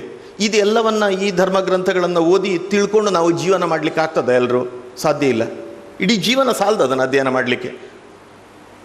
ಅದಕ್ಕೆ ವ್ಯಾಸರಂಥವರಿಗೆ ಅನ್ನಿಸಿಬಿಟ್ಟಿತ್ತಂತೆ, ಈ ರೀತಿಯಾಗಿ ಶಾಸ್ತ್ರವನ್ನು ಹೇಳಿದರೆ ಜನರಿಗೆ ತಲುಪುವುದಿಲ್ಲ, ಅದಕ್ಕೋಸ್ಕರ ಆ ಇಡೀ ಶಾಸ್ತ್ರದ ಸಾರವನ್ನು ಜನರಿಗೆ ಕೊಡಬೇಕು. ಹೇಗೆ ಕೊಡೋದು ಅನ್ನೋದಕ್ಕೆ ಯೋಚನೆ ಮಾಡಿದರು. ಇನ್ನು ಯಾವುದೋ ಉಪದೇಶ ಮಾಡಿ ಪ್ರಯೋಜನ ಇಲ್ಲ, ಈ ದೇಶದಲ್ಲಿ ಏನು ನಡೀತೋ ಇದಕ್ಕಿಂತ ಹಿಂದೆ ಅದನ್ನು ಈ ದೇಶದವರಿಗೆ ತಿಳಿಸಬೇಕು ನಾವು. ಅದಕ್ಕೋಸ್ಕರ ಈ ದೇಶದ ಇತಿಹಾಸವನ್ನು ಬರೀತಾರೆ. 2 ಜನ ಬರೆದವರು, ವ್ಯಾಸ ವಾಲ್ಮೀಕಿಗಳು. ವ್ಯಾಸ ಮಹರ್ಷಿಗಳು ಭಾರತದ ಇತಿಹಾಸವನ್ನು ಬರೀತಾರೆ. ಅದಕ್ಕೆ ಮಹಾಭಾರತ ಅಂತ ಇವತ್ತು ಕರಿತೇವೆ. ಜಯಗ್ರಂಥ ಅಂತ ಅದರ ಹೆಸರು, ಜಯ ಅಂತ. ಅದರ ಮಹತ್ವ ಮತ್ತು ಭಾರವತ್ವತೆಯಿಂದಾಗಿ ಮಹಾಭಾರತ ಅಂತ ಹೆಸರು ಬಂತು ಅದಕ್ಕೆ ಅನಂತರದ ಕಾಲದಲ್ಲಿ. ವ್ಯಾಸರು ಹೇಳಿದ್ದು ಈ ದೇಶದಲ್ಲಿ ಹಿಂದೆ ನಡೆದಂತಹ ಇತಿಹಾಸ ಏನಿತ್ತ ಅದನ್ನು ಮಹಾಭಾರತ ಅನ್ನುವಂಥ ಹೆಸರಿನಲ್ಲಿ ನಮಗೆ ಕೊಟ್ಟರು, ಮಹಾಗ್ರಂಥಗಳೆರಡು. ವಾಲ್ಮೀಕಿಗಳು ಅದರ ಹಿಂದಿನ ಯುಗದಲ್ಲಿ ಏನು ನಡೆದಿತ್ತೋ ರಾಮನ ಕಾಲದಲ್ಲಿ ಅದನ್ನು ಕೊಡ್ತಾರೆ, ಅದಕ್ಕೆ ರಾಮಾಯಣ ಅಂತ ಕರಿತೇವೆ. ರಾಮಾಯಣ, ಮಹಾಭಾರತ ಇದು 2 ಸಾಕು ಇಡೀ ಜೀವನಕ್ಕೆ. ಎಲ್ಲ ಶಾಸ್ತ್ರಗಳ ಸಾರ ಅದರಲ್ಲಿದೆ. ಶಾಸ್ತ್ರೇಶು ಭಾರತಂ ಸಾರಂ, ಭಾರತೇ ಗೀತಿಕಾವರ ಅಂತೆಲ್ಲ ಮಾತುಗಳಿವೆ. ಎಲ್ಲ ಶಾಸ್ತ್ರದ ಸಾರ ಅಂತ ಹೇಳಿದರೆ ಮಹಾಭಾರತ. ಆ ಮಹಾಭಾರತದ ಸಾರ ಯಾವುದು ಕೇಳಿದರೆ, ಜಿಷ್ಟ್ ಸಾರ ಯಾವುದು ಅಂತ ಕೇಳಿದರೆ ಅದು ಗೀತೆ ಅಂತೆ, ಭಗವದ್ಗೀತೆ ಅಂತೆ. ಇಡೀ ಮಹಾಭಾರತದ ಅಷ್ಟರಲ್ಲಿ ನಾವು ಪ್ರಧಾನವಾಗಿ 2 ಉಪದೇಶಗಳನ್ನು ಯಾವತ್ತಿಗೂ ಜೀವನದಲ್ಲಿ ನೆನಪಿಟ್ಟುಕೊಳ್ಬೇಕಾದ್ದು ಪ್ರತಿಯೊಬ್ಬರು. ಎಲ್ಲವೂ ಪ್ರಾಮುಖ್ಯವೇ ಶ್ಲೋಕಗಳು, ಅದರಲ್ಲಿ ಅತಿ ಪ್ರಮುಖವಾದ 2. ಒಂದು ರಣರಂಗದಲ್ಲಿ ಅರ್ಜುನನನ್ನು ಇಟ್ಟುಕೊಂಡು ಇಡೀ ಮನುಕುಲಕ್ಕೆ ಕೃಷ್ಣ ಮಾಡಿದಂಥ ಉಪದೇಶ, ಅದನ್ನು ಭಗವದ್ಗೀತೆ ಅಂತ ಕರಿತೇವೆ. ಇನ್ನೊಂದು ಮಹಾಭಾರತದ ಕೊನೆಗೆ, ಯುದ್ಧದ ಕೊನೆಗೆ ಭೀಷ್ಮಾಚಾರ್ಯರ ಹತ್ರ ಈ ಧರ್ಮರಾಯಾದಿಗಳು ಹೋಗ್ತಾರಲ್ಲ, ಅವರಿಗೆ ಮಾಡಿದಂತಹ ಉಪದೇಶ ಇದೆಯಲ್ಲ, ಅದನ್ನು ಭೀಷ್ಮೋಪದೇಶ. ಇದು 2 ಪ್ರಮುಖವಾದ್ದು. ಭೀಷ್ಮಾಚಾರ್ಯರು ಇಲ್ಲಿಗೆ ಉಪದೇಶ ಮಾಡ್ತಾರೆ. ಎಲ್ಲ ಶಾಸ್ತ್ರಗಳ ಉಪದೇಶ ಆಗಿದೆ. ಸಾಮಾನ್ಯ 1 ತಿಂಗಳವರೆಗೆ ಪಾಠ ಆಗಿರ್ಬೋದು. ಒಂದು ದಿನ ಕೊನೆಯದಾಗಿ ಅವರು ಹೇಳ್ತಾರೆ ಭೀಷ್ಮಾಚಾರ್ಯರು, ಈ ಲೋಕದಲ್ಲಿ ಜನರಿಗೆ 1000 ಸಮಸ್ಯೆ ಇದೆ. ಆದಿ ವ್ಯಾಧಿಕರ ಅಂದ್ರೆ ಆದಿ ಅಂದರೆ ಮಾನಸಿಕವಾಗಿ ಬರುವ ತೊಂದರೆ, ವ್ಯಾಧಿ ಅಂದರೆ ಶಾರೀರಿಕವಾಗಿ ಬರುವ ತೊಂದರೆ. ಈ 2 ತೊಂದರೆಗಳಿಂದ ತಪ್ಪಿಸಿಕೊಳ್ಳಿಕ್ಕೆ ಮನುಷ್ಯ ಭಾರಿ ಪ್ರಯತ್ನ ಮಾಡ್ತಾನೆ. ಆರೋಗ್ಯ ಕೈಕೊಟ್ಟಿತು ಅಂತಾದಾಗ ನಾವು ಎಷ್ಟೆಲ್ಲ ವೈದ್ಯಕೀಯ ಪದ್ಧತಿಯನ್ನು ಅನುಸರಿಸ್ತೇವೆ. ಇವತ್ತಿನ ಹಾಗೆ ಯೋಚನೆ ಮಾಡ್ತಾ ಹೋದರೆ ಅಲೋಪತಿ ಅಂತ ಕರಿತೇವೆ, ಇಂಗ್ಲೀಷ್ ಮದ್ದು, ಅದನ್ನು ತಗೊಳ್ತೇವೆ ಡಾಕ್ಟರ್ ಹತ್ರ ಹೋಗಿ. ಕೆಲವರಿಗೆಲ್ಲ ಅದನ್ನು ತಗೊಳ್ಳಿಕ್ಕೆ ಮನಸ್ಸಿಲ್ಲ, ಅದರಿಂದಾಗಿ ಸೈಡ್ ಇಫೆಕ್ಟ್ ಏನೋ ಬರ್ತದೆ, ನಾವು ಇಂಗ್ಲೀಷ್ ಮದ್ದು ತಗೊಳ್ಳೋದಿಲ್ಲ ಅನ್ನುವಂಥವರು ಪ್ರಾಕೃತಿಕವಾಗಿ ಸಿಗುವಂತಹ ಇದು ಗಿಡ, ಮರ, ಬಳ್ಳಿ, ಇದರ ಬೇಲುಗಳು, ಎಲೆಗಳು, ಇದರಿಂದ ಉಪಯೋಗ ಮಾಡಿದಂತಹ ಯಾವುದೋ ವಸ್ತುವನ್ನು ಅದನ್ನು ಆಯುರ್ವೇದಿಕ್ ಅಂತ ಕರಿತೇವೆ. ಆಯುರ್ವೇದ ಪದ್ಧತಿಯನ್ನು ಅನುಸರಿಸ್ತೇವೆ. ಕೆಲವರಿಗೆ ಇದು 2 ಬೇಡ ಅಂತ ಇಟ್ಟುಕೊಳ್ಳಿ. ಇನ್ನೊಂದು ಇದೆ ನಮ್ಮ ಹತ್ರ, ಸಕ್ಕರೆ ಹಾಗೆ ಮಾತ್ರೆಗಳನ್ನು ಹಾಕ್ಕೊಡ್ತಾರೆ, 4 ದಿನಕ್ಕೆ 4 ಸಲ ತಿನ್ನಿ ಅಂತ. ಅದನ್ನು ಹೋಮಿಯೋಪತಿ ಅಂತ ಕರಿತೇವೆ ನಾವು. ಹೋಮಿಯೋಪತಿ ಎಲ್ಲ ಮಾಡೋದು ಯಾಕೆ? ನಮ್ಮ ಆರೋಗ್ಯ ಸರಿಯಾಗಬೇಕು. ಇದು 3 ಸಹ ಬಿಟ್ಟು ಬಿಡಿ. ಇನ್ನೊಂದಿದೆ, ತಲೆನೋವು, ಹೊಟ್ಟೆ ನೋವು ಏನಾಯಿತು, ನಮ್ಮ ಕೈಯಲ್ಲಿ ಯಾವುದೋ ಒಂದು ಭಾಗವನ್ನು ಹೀಗೆ ಒತ್ತಿದರೆ ತಲೆನೋವು ಕಡಿಮೆ ಆಗ್ತದೆ, ಯಾರೋ ಹೇಳಿಕೊಡ್ತಾರೆ. ಅಥವಾ ಚಿಕ್ಕ ಪುಟ್ಟ ಸೂಜಿಗಳನ್ನು ಅಲ್ಲಿ ಇಲ್ಲಿ ಚುಚ್ಚುವಂಥ ವ್ಯವಸ್ಥೆ, ಅದರಿಂದಾಗಿ ನಮ್ಮ ಆರೋಗ್ಯ ಸರಿಯಾಗುವ ಹಾಗೆ ಮಾಡ್ತೇವೆ. ಎಕ್ಯುಪಂಕ್ಚರ್ ಅಂತೆಲ್ಲ ಕರಿತೇವೆ. ಇದೊಂದು ವೈದ್ಯಕೀಯ ಪದ್ಧತಿ. ಇದು ಅಲ್ಲ ಅಂತ ಇದ್ದರೆ ಇನ್ನೊಂದಿದೆ, ಪಕ್ಕದಲ್ಲಿ ವೈದ್ಯನ ಹತ್ತಿರದಲ್ಲಿ ರೋಗಿ ಇಲ್ಲ, ನಿಮಗೇನೋ ಹೊಟ್ಟೆ ನೋವು ಏನೋ ಆಗಿದೆ, ನೀವು ನಿಮ್ಮ ಮನೆಯಲ್ಲಿದ್ದೀರಿ, ನಾನು ನನ್ನ ಮನೆಯಲ್ಲಿದ್ದೇನೆ. ನೀವು ನನಗೆ ಫೋನ್ ಮಾಡಿ ಹೇಳಿದರೆ ಆಯಿತು, ನನಗೆ ಹೊಟ್ಟೆ ನೋವು ಜೋರುಂಟು ಅಂತ ಮಾಡೋದು. ನಾನು ಹೇಳೋದು ಸುಮ್ಮನೆ ಅಲ್ಲಿ ಕೂತ್ಕೋ, ನಾನು ಸರಿ ಮಾಡ್ತೇನೆ. ನೀವು ಎಲ್ಲಿಯೋ ಇರ್ತೀರಿ, ನಾನು ಇನ್ನೆಲ್ಲಿಯೋ ಇರ್ತೇನೆ. ಇನ್ನೊಂದು ಕಡೆಯಲ್ಲಿ ಇದ್ದುಕೊಂಡು ನಿಮ್ಮ ಆರೋಗ್ಯವನ್ನು ನಾನು ಸರಿ ಮಾಡುವಂಥದ್ದು ಏನೋ ಒಂದು ದಾರಿ, ಅದು ರೇಖಿ ಅಂತೆಲ್ಲ ಕೇಳ್ತೇವೆ ನಾವು. ಅದು ಅಂಥದ್ದು ವೈದ್ಯಕೀಯ ಪದ್ಧತಿ. ಅಂತೂ ನಮ್ಮ ರೋಗವನ್ನು, ನಮ್ಮ ನೋವನ್ನು ಕಡಿಮೆ ಮಾಡುವಂಥದ್ದು. ಇದು ಅಲ್ಲ ಅಂತ ಆದರೆ ಇನ್ನೊಂದಿದೆ. ಈಗ ಅದನ್ನು ಅಕ್ಷರ ಥೆರಪಿ ಅಂತೆಲ್ಲ ಕರೀತಾರೆ. ಯಾವುದೋ ಒಂದು ಶಬ್ದವನ್ನು ನೀವು ಹೇಳಬೇಕು. ಈ ಯೋಗ ಮಾಡಿಸುವವರು ಕೆಲವರು ಹೇಳ್ತಾರೆ, ಕಿವಿಯನ್ನು ಹೀಗೆ ಇಟ್ಕೊಳ್ಳಿ, ಏನೋ ಮಾಡಿ ತಲೆನೋವು ಉಂಟುದಾದರೆ ಕಡಿಮೆ ಆಗ್ತದೆ ಅಂತ. ನೀವು ಹಾಗೆ ಮಾಡಿದರೆ ಕಡಿಮೆ ಆಗ್ತದೆ ತಲೆನೋವು. ಅದೊಂದು ಯಾವುದೋ ಒಂದು ವೈಬ್ರೇಷನ್ ಅದು.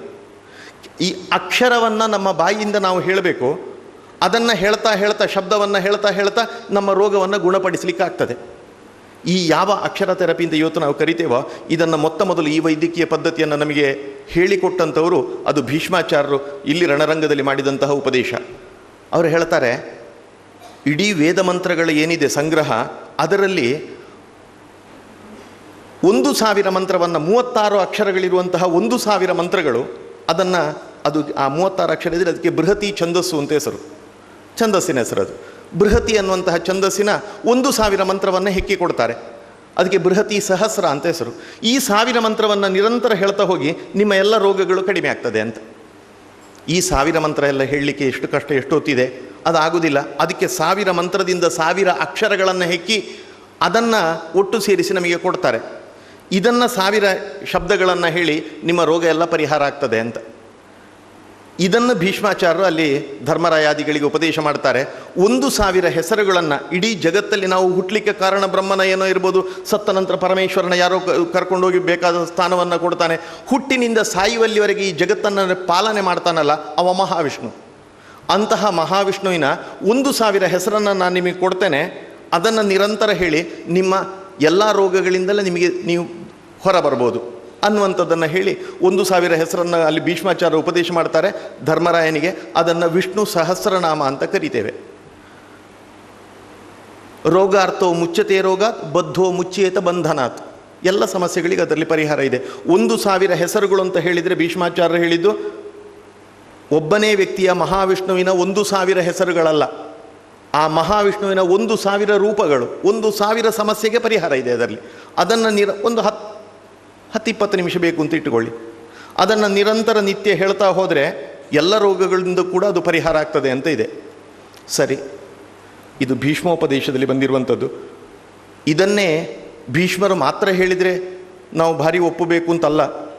ನಾವು ವೈದ್ಯಲೋಕದ ಪಿತಾಮಹ ಅಂತ ಯಾರನ್ನು ಕರಿತೇವೋ, ಯಾವ ಕಾಲಕ್ಕೆ ಇವತ್ತಿನ ಹಾಗೆ ಆಪರೇಷನ್ ಮಾಡುವಂಥ ವ್ಯವಸ್ಥೆಗಳೆಲ್ಲ ಜಗತ್ತಿಗೆ ಗೊತ್ತಿರಲಿಲ್ವೋ ಅಂತಹ ದಿನಗಳಲ್ಲಿ ಕಲ್ಲಿನ ತುಂಡನ್ನು ತೆಗೆದು ತಲೆಯ ಸಮಸ್ಯೆ ಆಯಿತು ಅಂತಾಗ ತಲೆಯನ್ನು ಕಲ್ಲಲ್ಲಿ ಒಡೆದು ಒಳಗಿದ್ದ ಕಲ್ಲನ್ನು ಇದನ್ನು ಚಿಪ್ಪನ್ನು ತೆಗೆದು ತಲೆಯನ್ನು ಮತ್ತೆ ಯಾವುದೋ ನೂಲಿನಲ್ಲಿ ಮರದ ತೊಗಟೆಯಲ್ಲಿ ಮತ್ತೆ ಅದನ್ನು ಪ್ಯಾಕ್ ಮಾಡಿ ಪುನಃ ಹೊಲಿದು ಕೊಟ್ಟು ತಲೆಯನ್ನು ಆಪರೇಷನ್ ಮಾಡಿದಂಥವ್ರು ಅವ್ರು ನಮ್ಮ ಭಾರತೀಯರು ಅಂತ.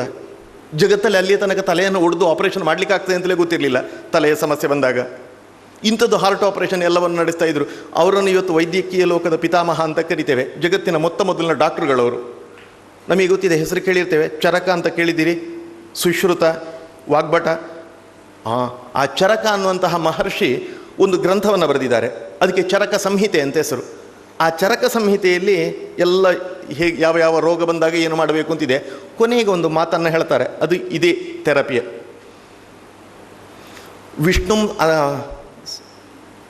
ಆ ಚರಕ ಸಂಹಿತೆಯಲ್ಲಿ ಬರುವಂತಹ ಮೂಲದಲ್ಲಿರುವಂಥ ಒಂದು ಶ್ಲೋಕ ಅಲ್ಲಿ ಏನು ಬರ್ತದೆ ಅಂತ ಹೇಳ್ತೇನೆ ನಾನು. ವಿಷ್ಣುಂ ಸಹಸ್ರ ಮೂರ್ಧಾನಂ ಚರಾಚರ ಜಗತ್ಪತಿಂ ಸ್ತುವನ್ ನಾಮ ಸಹಸ್ರೇಣ ಜ್ವರಾನ್ ಸರ್ವಾನ್ ವ್ಯಪೋಹತಿ. ಈ 1000 ಹೆಸರನ್ನು ನಿರಂತರ ಹೇಳ್ತಾ ಹೋಗಿ ಜ್ವರ ಅಂದರೆ ನಾವು ತಿಳ್ಕೊಂಡಾಗೆ ಮೈ ಬಿಸಿಯಾಗೋದು, ತಣ್ಣಗೆ ಆಗೋದು, ಇದು ಮಾತ್ರ ಜ್ವರ ಅಲ್ಲ. ರೋಗ ಯಾವುದು ಬಂದರೂ ಕೂಡ ಇದು ಎಲ್ಲದರಿಂದ ನಿಮಗೆ ಪರಿಹಾರ ಬೇಕು ಅಂತಾದರೆ ಈ 1000 ಹೆಸರುಗಳನ್ನು ಹೇಳಿ ಅಂತ ಹೇಳಿ ಚರಕ ಸಂಹಿತೆಯಲ್ಲೇ ಅವರು ಡಾಕ್ಟರ್ ಹೇಳಿದ್ದಾರೆ. ಚರಕ ಮಹರ್ಷಿಗಳು ಹೇಳಿದಂಥ ಮಾತು. ಭೀಷ್ಮಾಚಾರ್ಯ ಅದನ್ನೇ ಉಪದೇಶ ಕೊಡ್ತಾರೆ, 1000 ಹೆಸರನ್ನು. ಇದನ್ನು ಹೇಳಿದರೆ ಕಷ್ಟ ಎಲ್ಲ ಪರಿಹಾರ ಆಗ್ತದೆ, ಹೌದು. ಆದಿ ಮತ್ತು ವ್ಯಾಧಿ ಮನಸ್ಸಿಗೆ ಬರೋದು, ಶರೀರಕ್ಕೆ ಬರೋದು, ಎಲ್ಲವನ್ನು ಪರಿಹಾರ ಮಾಡಿ ಕೇಳಲಿಕ್ಕೆ ಆಗ್ತದೆ, ಹೌದು. ಈ ಅರ್ಧ ಗಂಟೆ 20 ನಿಮಿಷ ಕೂತ್ಕೊಂಡು ಇದನ್ನೆಲ್ಲ ಹೇಳಿ ಆಗುವಂಥದ್ದ.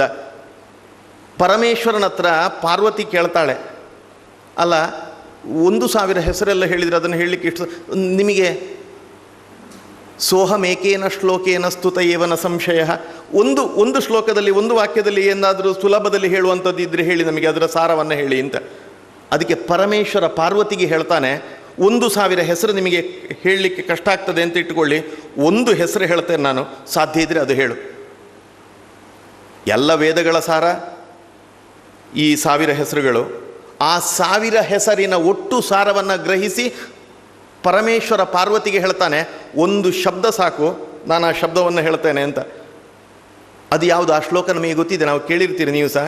ಶ್ರೀರಾಮ ರಾಮ ರಾಮೇತಿ ರಮೇ ರಾಮೇ ಮನೋರಮೆ ಸಹಸ್ರನಾಮ ತತ್ತುಲ್ಯಂ ರಾಮನಾಮವರಾನನೆ. 1,000 ಸಹಸ್ರನಾಮ ತತ್ತುಲ್ಯಂ, 1,000 ಹೆಸರುಗಳಿಗೆ ಸರಿಯಾದಂತಹ ಒಂದು ಹೆಸರು ಹೇಳ್ತೇನೆ. ಅದು ಯಾವುದು ಕೇಳಿದರೆ ರಾಮ. ರಾಮ ಅನ್ನುವಂಥ ಒಂದು ಶಬ್ದ ನಿತ್ಯ ಹೇಳಿ ನಿಮ್ಮ ಎಲ್ಲ ಸಮಸ್ಯೆಗಳು ಪರಿಹಾರ ಆಗ್ತದೆ. ಇದನ್ನು ಸಾಕ್ಷಾತ್ ಈಶ್ವರ ಹೇಳಿದ್ದು ಪಾರ್ವತಿಗೆ. ಅದೇ ವಿಷ್ಣು ಸಹಸ್ರನಾಮದ ಕೊನೆಗೆ ಬರ್ತದೆ ಈ ಶ್ಲೋಕ ಇದು. ಶ್ರೀರಾಮ ರಾಮ ಅಂತ. ಆ ರಾಮ ರಾಮ ಅಂತ ಹೇಳಿ ಸಾಕು, ಎಲ್ಲ ಸಮಸ್ಯೆಗಳು ನಿಮ್ಮದು ಪರಿಹಾರ ಆಗ್ತದೆ. ಆ ಶಬ್ದಕ್ಕೆ ಅಂತಹ ಮಹತ್ವ ಇದೆ ಅಂತ ನಮಗೆ ಗೊತ್ತಿಲ್ಲ. ನಮಗೆ ಬಹಳ ಸುಲಭ ಕಾಣುತ್ತೆ. ರಾಮ ಎಷ್ಟಿದೆ, ರಾಮ ರಾಮ ರಾಮ ರಾಮ, ಏನದಕ್ಕೆ ವಿಶೇಷವಾದ ಮಹತ್ವ?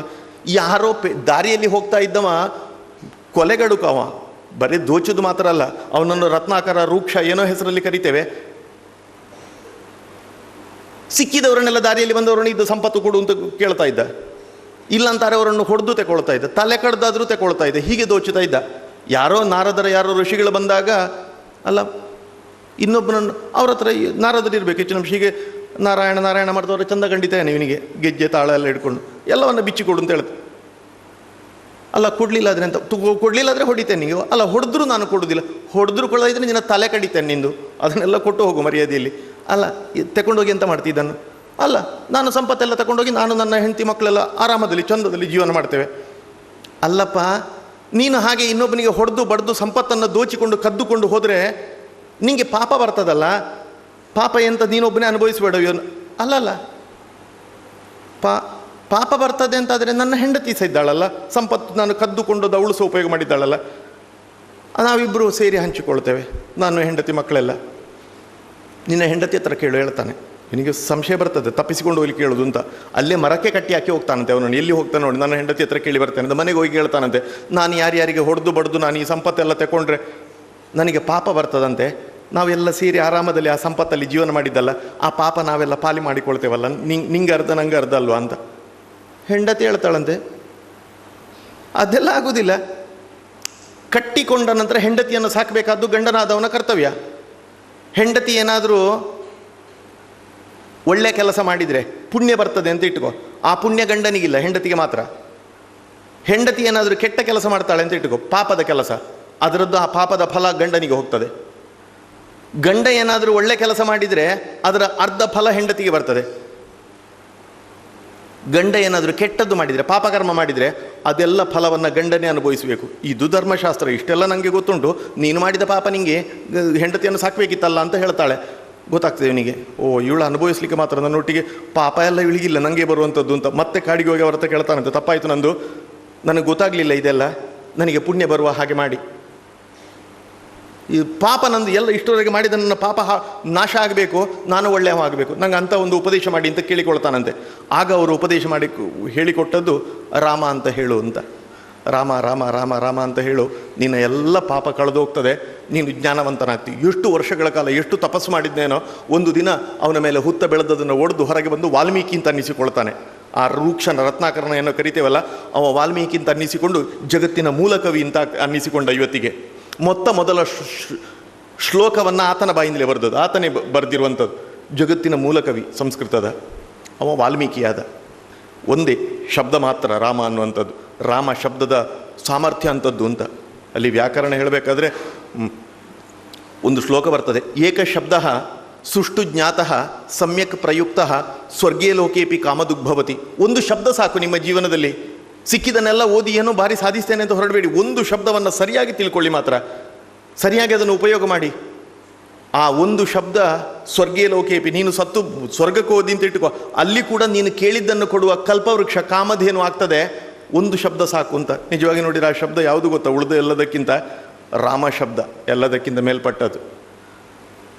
ಮಹಾವಿಷ್ಣು 10 ಪ್ರಧಾನ ರೂಪಗಳಲ್ಲಿ, ಇನ್ನೆಷ್ಟು 100ಕ್ಕಿಂತ ಹೆಚ್ಚು ಉಪಾವತಾರಗಳಲ್ಲಿ, 1000ಕ್ಕಿಂತ ಹೆಚ್ಚು ಅಂಶಾವತಾರಗಳಲ್ಲಿ ಈ ಜಗತ್ತಲ್ಲಿ ರಾಮನೇ ಮಹಾವಿಷ್ಣುವೇ ಹುಟ್ಟಿ ಬಂದಿದ್ದಾನೆ. ನಮ್ಮ ದೇಶ ಯಾವತ್ತಾದರೂ ನಾವು ಈಗ ಕೃಷ್ಣ ರಾಜ್ಯ ಆಗಬೇಕು ಅಥವಾ ಪ್ರದ್ಯುಮ್ನ ರಾಜ್ಯ ಆಗಬೇಕು, ಲಕ್ಷ್ಮೀ ರಾಜ್ಯ ಆಗಬೇಕು, ಯಾರಾದರೂ ಕನಸು ಕಂಡಿದ್ದಾರಾ? ಇಲ್ಲ. ಸಾವಿರ ವರ್ಷದಿಂದ ನಮ್ಮ ದೇಶವಾಸಿಗಳು ಕನಸು ಕಂಡದ್ದಿಷ್ಟೇ. ಅಷ್ಟು ಅವತಾರಗಳ ಪೈಕಿ ನಮ್ಮ ದೇಶ ರಾಮರಾಜ್ಯ ಆಗಬೇಕು. ಏನದು ರಾಮರಾಜ್ಯ? ಬೇರೆ ಯಾವುದು ಇಲ್ಲ ಯಾರ ಹತ್ರ. ರಾಮರಾಜ್ಯವೇ ಆಗಬೇಕು ನಮ್ಮ ದೇಶ. ಯಾಕೆ ಕೇಳಿದರೆ, ಪಥಿ ಗುಣ ಸಾಂದ್ರಃ ಪಾತುಮಾಂ ರಾಮಚಂದ್ರ. ರಾಮ ಹೇಗೆ ಹೆಜ್ಜೆ ಹೆಜ್ಜೆಗೂ ಕ್ಷಣದಲ್ಲಿ ಅವನ ಜೀವನವನ್ನು ನೋಡಿದರೆ ಅವ ಆದರ್ಶ. ಅವನಂತಹ ಆದರ್ಶ ಜಗತ್ತಲ್ಲಿ ಬೇರೆ ರೂಪವೇ ಇಲ್ಲ. ಕೃಷ್ಣ ಇದ್ದ ದೇವರು. ಕೃಷ್ಣ ಅವ ನಂತರದ ಕಾಲದವ, ರಾಮ ಹಿಂದಿನ ಕಾಲದವ. ರಾಮನ ಕಾಲದಲ್ಲಿ ರಾಮ ಏನು ನಡೆದ, ಹೇಗೆ ಜೀವನ ಮಾಡಿದ್ನ ಅದನ್ನು ನೋಡಿ ಉಳಿದವರು ಅನುಸರಿಸಿದ್ರಂತೆ. ಕೃಷ್ಣನ ಕಾಲಕ್ಕೆ ಇನ್ನೊಬ್ಬರು ಮಾಡಿದ್ದನ್ನು ನೋಡಿ ಅನುಸರಿಸುವುದು ಕಡಿಮೆ ಆಯಿತು. ಅದಕ್ಕೆ ಕೃಷ್ಣ ತಾನು ಮಾಡಿ ತೋರಿಸಿದ, ಅದರ ಜೊತೆಗೆ ತಾನು ಉಪದೇಶ ಮಾಡಿದ, ನೀವು ಹೀಗಿರಬೇಕು ಅಂತ ಉಳಿದವರಿಗೆ ಹೇಳಿದ. ಕೃಷ್ಣನ ಕಾಲಕ್ಕಾಗುವ ಆ ರೀತಿಯಾಗಿದೆ. ಅಂತೂ ನಾವು ಬಾಯಲ್ಲಿ ಮಾತನಾಡದೆ ಕಾರ್ಯರೂಪದಲ್ಲಿ ಮಾಡಿ ತೋರಿಸಿದ್ದು ಎಲ್ಲ ಜೀವನದ ಪ್ರತಿಯೊಂದು ಕ್ಷಣಗಳು, ಪ್ರತಿಯೊಂದು ಹೆಜ್ಜೆಯಲ್ಲೂ ಕೂಡ ಎಲ್ರಿಗೂ ಆದರ್ಶನಾಗಿರುವಂಥವ ಅಂತ ಹೇಳಿದರೆ ಮರ್ಯಾದಾ ಪುರುಷೋತ್ತಮ ಶ್ರೀರಾಮಚಂದ್ರ. ನಮ್ಮ ದೇಶ ರಾಮರಾಜ್ಯ ಆಗಬೇಕು ಅಂತ ಅಪೇಕ್ಷೆ ಪಟ್ಟಿದ್ದೆವು ಸಾವಿರಾರು ವರ್ಷಗಳಲ್ಲಿ. ಆಗ್ತದೆ ಅನ್ನುವ ಭರವಸೆ ನಮಗಿರಲಿಲ್ಲ. ನಮ್ಮ ಕಾಲದಲ್ಲಿ ನೋಡಲಿಕ್ಕೆ ಆಗ್ತದೆ ಅಂತ ನಮಗಿರಲಿಲ್ಲ. ನಾವೆಲ್ಲ ಈಗ ನಮಗೆ ಎಷ್ಟು ಅರ್ಥ ಆಗ್ತದೋ ಇಲ್ಲವೋ ಗೊತ್ತಿಲ್ಲ, ರಾಮರಾಜ್ಯ ಹೇಗಿತ್ತು ಅಂತ. ನಮಗೆ ರಾಮನ ಕಥೆ ಕೇಳಿದರೆ ನಮಗೆ ಕಷ್ಟದ ದಿನಗಳು ಮಾತ್ರ ಗೊತ್ತು. ರಾಮಾಯಣ ಕಥೆ ಓದಿದರೆ ನಮಗೆ ಸೀತೆ ಪಾಪ ರಾಮನನ್ನು ಕಟ್ಟಿಕೊಂಡು ಅಲ್ಲಿವರೆಗೆ ಸಂತೋಷದ ಜೀವನ ಮಿಥಿಲೆಯಲ್ಲಿ. ರಾಮನನ್ನು ಗಂಡನಾಗಿ ಪಡೆದ ನಂತರ ಅವಳ ಜೀವನದಲ್ಲಿ ಕಷ್ಟವೇ. ಬಂದು ಸಿಂಹಾಸನಕ್ಕೆ ಇವನನ್ನು ಕೂತ್ಕೊಳ್ಳಿಸಲಿಕ್ಕೆ ಅಂತ ಯೋಚನೆ ಮಾಡಿದಂತಹ ದಿನಕ್ಕೆ ಆ ಕೈಕೇಯಿಯ ಮಾತೆಯನ್ನು ಕೇಳಿ ಅಪ್ಪನ ಮನಸ್ಥಿತಿ ಬೇರೆ ಉಂಟು ಅಂತ ಗೊತ್ತಾಗಿ ರಾಮ ಎಲ್ಲವನ್ನು ಬಿಟ್ಟು ಜಟಾವಲ್ಕಲಧಾರಿಯಾಗಿ ಕಾಡಿಗೆ ಹೊರಟವ. ಸೀತೆ ಪಾಪ ಗಂಡನಿದ್ದಲ್ಲೇ ನಾನಿರುವುದು ಅಂತ ಹೋದ್ಲು. ಅವತ್ತಿನಿಂದ ರಾಜ್ಯ ಇಲ್ಲ, ಮಹಾರಾಣಿ ಅಲ್ಲ, ಆಗಬೇಕಿತ್ತು ನಿಜವಾಗಿ. ಕಾಡಿಗೆ ಹೋದ್ಲು. ಕಾಡಿನಲ್ಲಿ ಈ ರಾಕ್ಷಸರ ಜೊತೆ ಕಲ್ಲು ಮುಳ್ಳು, ಅಯ್ಯೋ ಎಷ್ಟು ಕಷ್ಟವನ್ನು ಅನುಭವಿಸಿದ್ಲು. ಆ ಸಿಕ್ಕಿದ್ದು ರಾಜನಾಗಿ ಹೇಗೆ ಜೀವನ ಮಾಡ್ಬೋದಿತ್ತು. ಅಲ್ಲಿ ಯಾವುದೋ ಹಣ್ಣು ಹಂಪಲು ಗೆಡ್ಡೆ ಗೆಣಸು ಎಂತ ತಿಂದು ಬದುಕಿದ್ರೆ ಏನೋ, ಕಷ್ಟವನ್ನೇ ಅನುಭವಿಸಿದ್ಲು. ಈ ಎಂಥ ಕಷ್ಟ ಬಂದರೂ ತೊಂದರೆ ಇಲ್ಲ, ಗಂಡ ಒಟ್ಟಿಗಿದ್ದಾನಲ್ಲ ಅಂತ ಸಂತೋಷಪಟ್ಟರೆ ಒಂದು ದಿನ ಅವ ಯಾವುದೋ ಒಂದು ಜಿಂಕೆಯ ರೂಪದಲ್ಲಿ ಒಬ್ಬ ಮಾರೀಚ ಬಂದ ಅಂತ ಹೇಳಿ ಇವ ದಶಕಂಠ ಬಂದು ಎತ್ತಿಕೊಂಡೋದ. ಗಂಡನು ಒಟ್ಟಿಗಿಲ್ಲ. ಕೊಂಡೋಗಿ ಅಲ್ಲಿ ಅಶೋಕವನದಲ್ಲಿ ಲಂಕೆಯಲ್ಲಿ ಇಟ್ಟಲ್ಲ, ಕೊಂಡೋಗಿ ಇಟ್ಟ ನಂತರ ಪುನಃ ರಾಮ ಹೋಗಿ ಕರ್ಕೊಂಡು ಬರ್ತಾನಲ್ಲ, ಎಷ್ಟು ಸಮಯ ಕಳೀತು, ಎಷ್ಟು ವರ್ಷಗಳು ಕಳೀತು. ಪಾಪ ಹುಡುಗಿ ಒಂದು ದಿನ ಒಂದು ಕ್ಷಣ ಕಣ್ಣು ಮುಚ್ಚಲಿಲ್ಲ, ಕೂಗ್ತಾನೆ ಇದ್ಲು, ನಿದ್ದೆ ಮಾಡಲಿಲ್ಲ. ಹಗಲು ರಾತ್ರಿ ಗಂಡ ಇಲ್ಲ, ಯಾರೂ ಇಲ್ಲ. ಈ ರಾಕ್ಷಸ ತಂದು ರಾವಣ ಇಲ್ಲಿ ಇಟ್ಟಿದ್ದಾನೆ, ಕೂಗ್ತಾನೇ ಇದ್ದಂತೆ, ಕಣ್ಣೀರೇ ಹಾಕ್ತಾ ಇದ್ದದಂತೆ. ಸರಿ, ಕೊನೆಗೆ ಒಂದು ದಿನ ಇವರನ್ನೆಲ್ಲ ಲಂಕೆಯವರನ್ನೆಲ್ಲ ಸೋಲಿಸಿ ರಾವಣನನ್ನು ಕೊಂದು ಹಾಕಿ ರಾಮನನ್ನು ಕರ್ಕೊಂಡು ಹೋದು ಇನ್ನು ಸಂತೋಷದ ಜೀವನ ಅಂತ ಯೋಚನೆ ಮಾಡಿದರೆ, ಅಯೋಧ್ಯೆಯ ಸಿಂಹಾಸನದಲ್ಲಿ ಪಟ್ಟಾಭಿಷೇಕ ಆಯಿತು ಸೀತೆಯ ಜೊತೆಗೆ ರಾಮನಿಗೆ. ಇಡೀ ದೇಶವನ್ನು ಆಳ್ತಾ ಇದ್ದಾನೆ ಅಂತ ಯೋಚನೆ ಮಾಡಿದರೆ ಯಾರೋ ಒಬ್ಬ ಬಟ್ಟೆ ಒಗೆಯವನ ಅಗಸನ ಯಾರೋ ಒಂದು ಕೆಟ್ಟ ಕೆಟ್ಟ ಮಾತು ಹೇಳಿದ ಅಂತ ಹೇಳಿ ಕಾಡಿಗೆ ಬಿಟ್ಟುವ ಇವಳನ್ನು ಅಂತ ಸೀತೆಯನ್ನು ಕಳಿಸಿದ. ಎಷ್ಟು ಕೊರಗಿರ್ಬೋದು ಆ ತಾಯಿ. ಕೊನೆಗೂ ಒಂದು ದಿನ ಆ ಮಕ್ಕಳ ಹತ್ರ 2 ಜನ ಮಕ್ಕಳು, ಗರ್ಭಿಣಿಯವಳು, ಮಕ್ಕಳಿಬ್ಬರನ್ನು ಹೆತ್ತಿದ್ದಾಳೆ. ಯಾರದ್ದೋ ಆಶ್ರಮದಲ್ಲಿ, ಎಲ್ಲಿಯೋ ಋಷಿ ಆಶ್ರಮದಲ್ಲಿ ಇಟ್ಟು ಸಾಕಿದ್ಲು.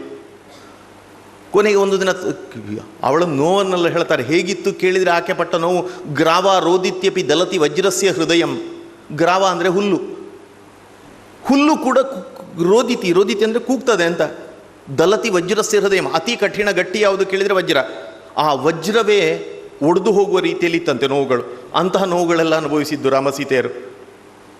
ಈ ಸೀತೆಯನ್ನು ಬಿಟ್ಟು ಬಿಟ್ಟ, ಕೊನೆಗೆ ಗಂಡನೂ ಇಲ್ಲ, ಯಾವುದೂ ಇಲ್ಲ. ಕಣ್ಣನೀರಲ್ಲೇ ಕೈ ತೊಳೆದು ಕೊನೆಗೆ ಒಂದು ದಿನ ಭೂಮಿಯ ಬಾಯಿ ಬಿಟ್ಟು ಭೂಮಿ ಜಾತೆ ಭೂಮಿಯೊಳಗೆ ಹೋದ್ಲಂತೆ. ಇಡೀ ಜೀವನ ನೋಡಿದರೆ ಕಷ್ಟವೇ ಅಂತ ನಮಗೆ ಅನ್ನಿಸಿತು. ಎಲ್ಲಿಂದ ರಾಮರಾಜ್ಯ, ಏನು ಆಗೋದು? ಸ್ವಂತ ಹೆಂಡತಿ ಸಂತೋಷದಲ್ಲಿರಲಿಲ್ಲ, ಮತ್ತೇನು ರಾಮರಾಜ್ಯ? ನಾವು ಯೋಚನೆ ಮಾಡಿದರೆ ತಪ್ಪು ನಮ್ಮದು. ನಮಗೆ ಎಷ್ಟು ವರ್ಷದ ರಾಮಾಯಣ ಕತೆ ಗೊತ್ತಿದೆ?